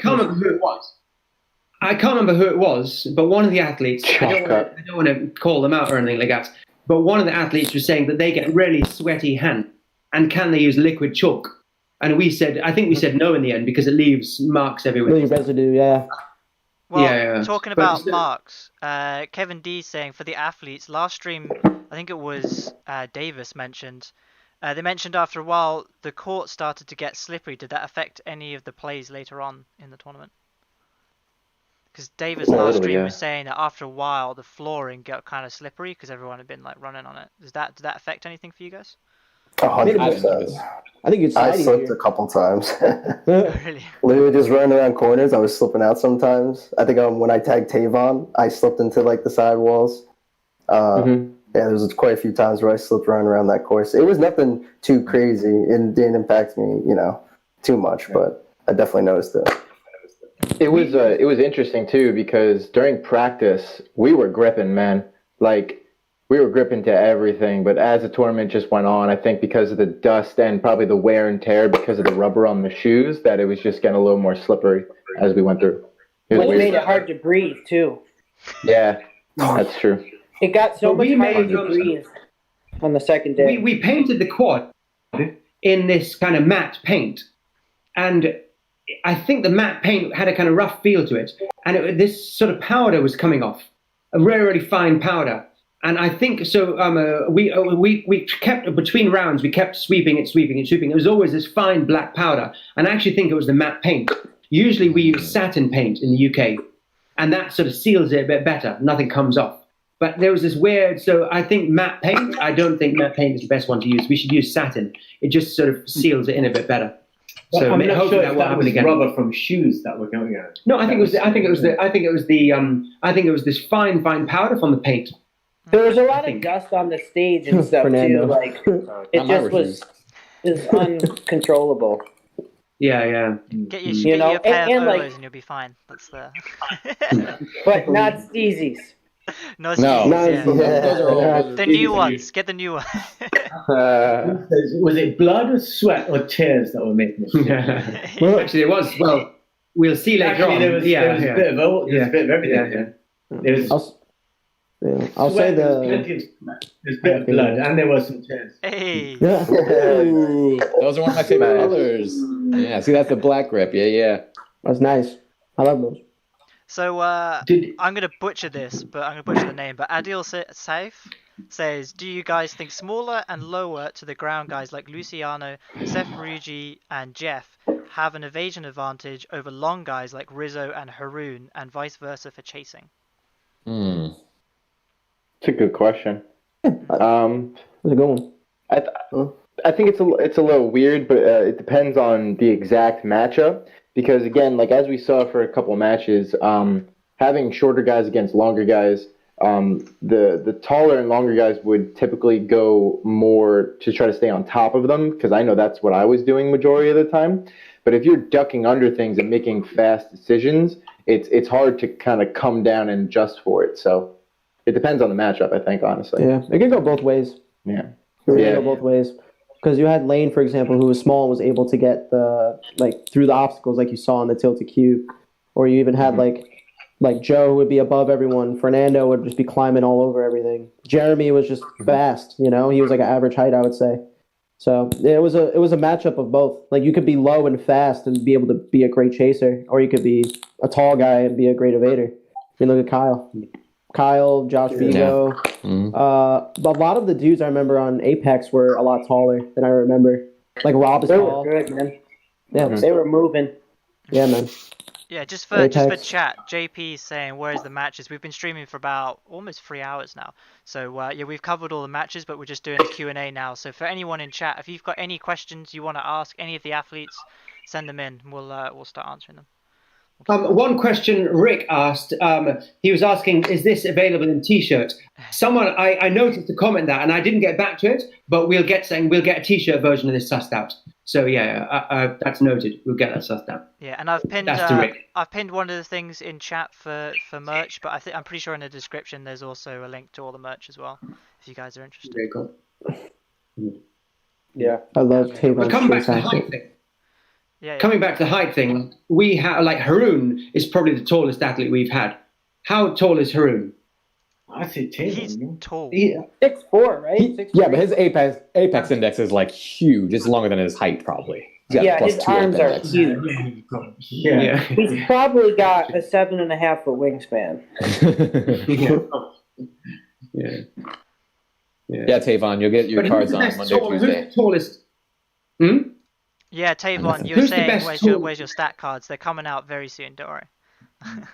Well, yeah, probably, yeah. But Kyle is probably the tallest person. No, sorry, you were Go on, saying Marcus. Kyle is the tallest person, you were saying? Yeah, I would say Kyle is probably the tallest person that has had the most evasions. Okay. I would assume. Yeah, I guess if Isn't you that look right? at our team, like, I'm the tallest athlete. I definitely, and Sean's the best with, like, form and stuff, and he's like only an inch shorter than me, maybe two, but we definitely took all the highest routes, you know, and we're the taller athletes. And then our smaller athletes definitely took the lower routes, you know. It's just that, and anybody who was tall, who was able to take a low route efficiently, like, kudos, because it's not easy to do. It's not easy.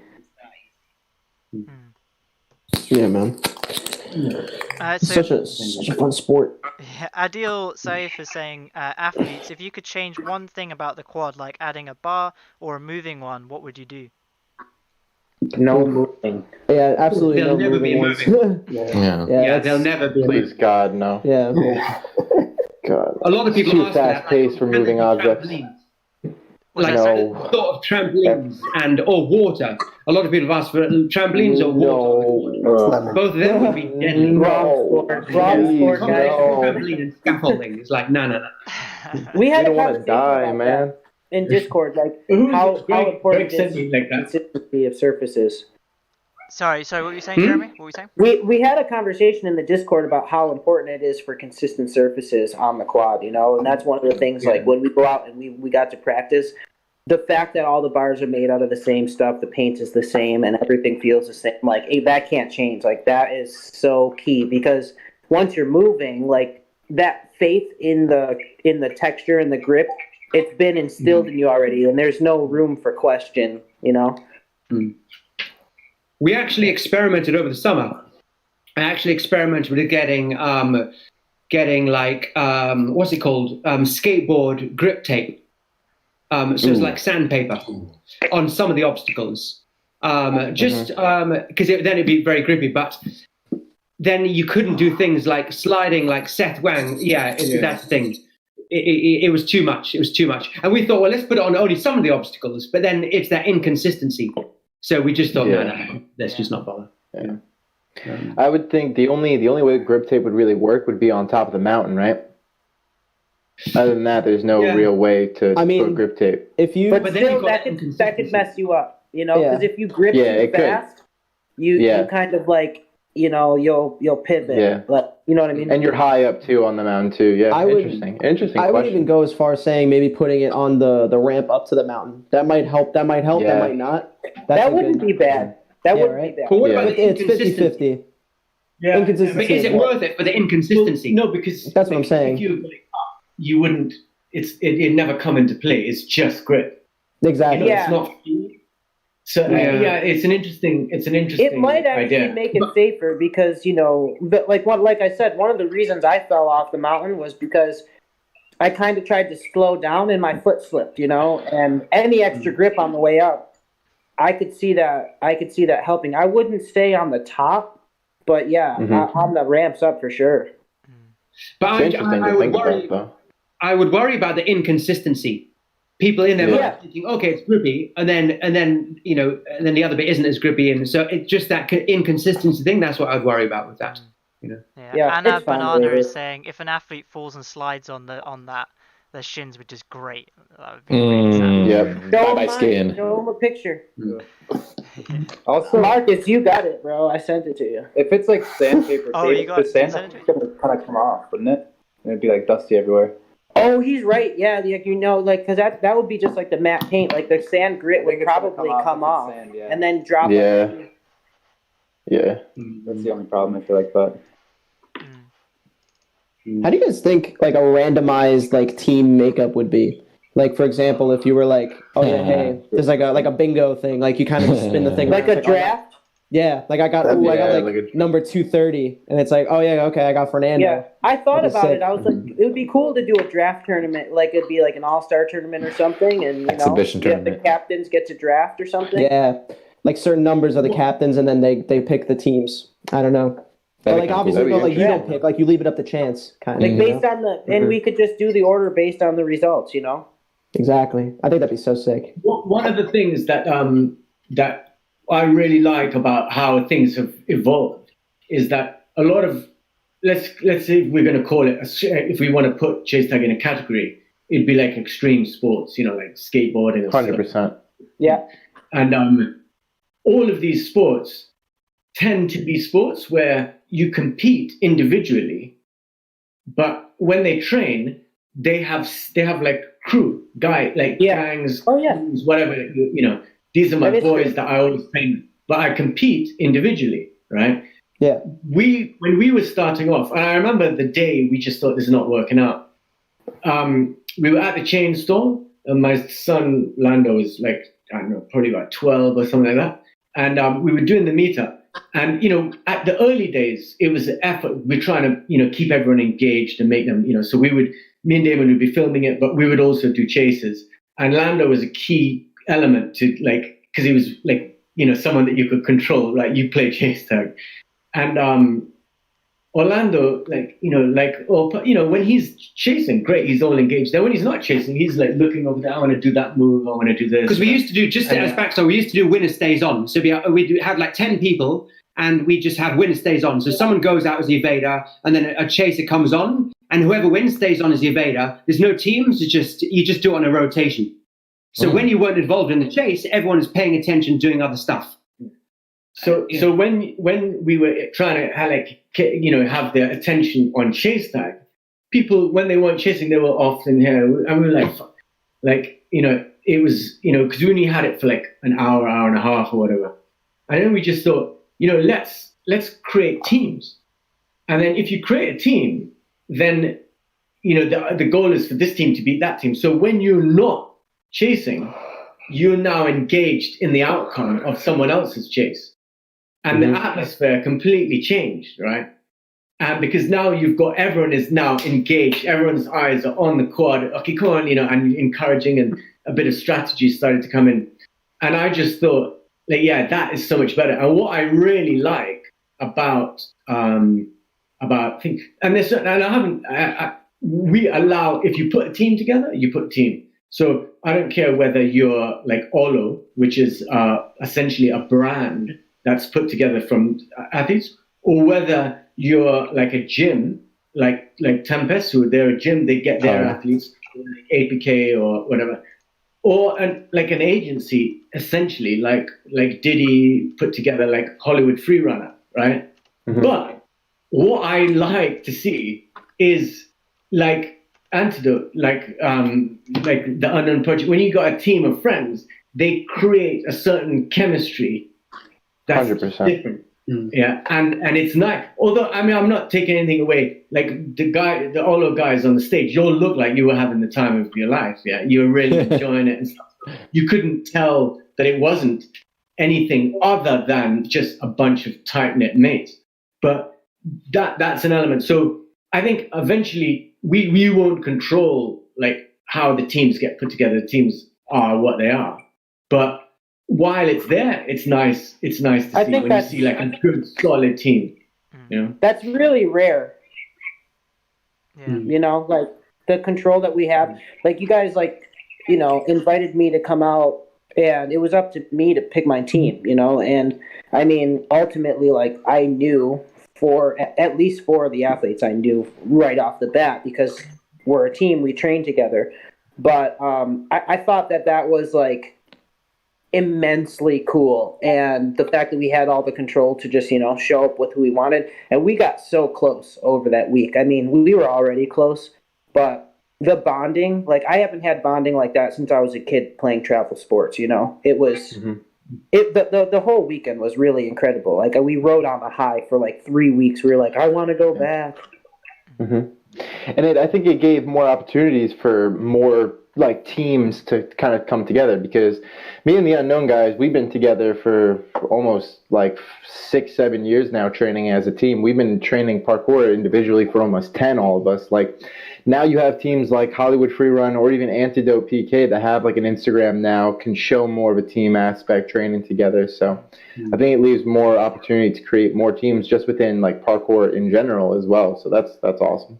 And each team, I like when teams have that they're not just like generic, you know. Yeah. Certain flavor, like Soulflow guys are a certain way, and the Antidote guys. Each team has a thing about it, and it's just nice to see. I agree. I do agree with that. One last question from Kevin D. He says, this is a fun one. I have a question for the brothers. Who are the weirdest people you've reached out to? We've already got Japan with Manga Cast, but any big shots like Dana White or WWE?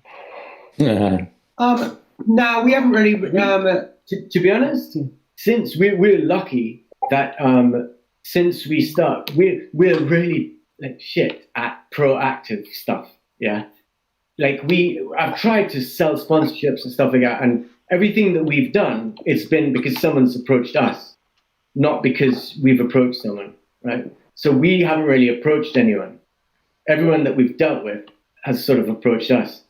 So to answer that, who's the weirdest one? Who's the we haven't really that's approached us? That's the only way we can. Yeah. So, Imogen's rinsing me for the way I said Manga I Cast. think. Actually, I think at the start there was you can Google it. What was that weird Japanese one? Which one? The one where they dress with spider. Oh yeah. ETQ. Yeah. ETQ. So look up Yeah. ETQ, right, on Google or YouTube or something like that. There's this weird Japan, and apparently it was the biggest show in Japan for like 8 years or something like that. And there's comedians, and these comedians go and do different things. So these comedians came to London and they wanted to do chase tag, and we did it where we did the star chase off the very first event, and it probably is somewhere out on YouTube. Yeah, it was on the internet. And they started off just female having lessons. Three fat like Japanese female comedians. Yeah, and so they started off like just having a parkour lesson with Jason Matten, who was giving it to them, showing them like what moves and stuff. Then they said, okay, we can go and get changed, and now we want to. We said, okay, so they went out. One got changed as Spider-Woman. One was, that thing, that Japanese horror thing that comes out of the TV screen? The Ring. Yeah. Oh my God. God. Why do you have to bring her up? Her name is Tamara. I hate her. I hate her. With the hair in the face? What? One was a Teletubby, and then I can't remember what the other one was. A Teletubby? That's great. A silver. She was dressed all in silver, like shiny silver. Oh God. One was like an alien or something. Yeah, it's true. And that was the weirdest. Yeah, that was the weirdest thing. They didn't want us to do 20 seconds. They just wanted it. So they were running around the car and they were like, and then one ended up on the mountain, and she didn't look the most athletic person, and she ran up the mountain, and then the other one was trying to swipe at her feet. I was thinking she's gonna fall off, and it was concrete floor, and she jumped off the mountain and ran away. I was like, what? Yeah, she was actually quite athletic. She was really, really. So yeah, that was the weirdest. Yeah. That was definitely. Cool. All right. Well, thank you so much for everyone that's joined the live stream, and again, thanks for all the athletes coming in and giving your 2 cents on all the matches. I hope you guys have enjoyed it in chat. And again, we'll be doing this after Group C, so after all the Group C matches, which start on Friday, by the way. We'll be doing this again, so be sure to join in then. And thanks for watching, everybody. I hope you've enjoyed it. See you soon. Thanks. Bye, guys. Peace, everyone. Come see us in Buffalo. Train with Antidote. We're here. Jotaro.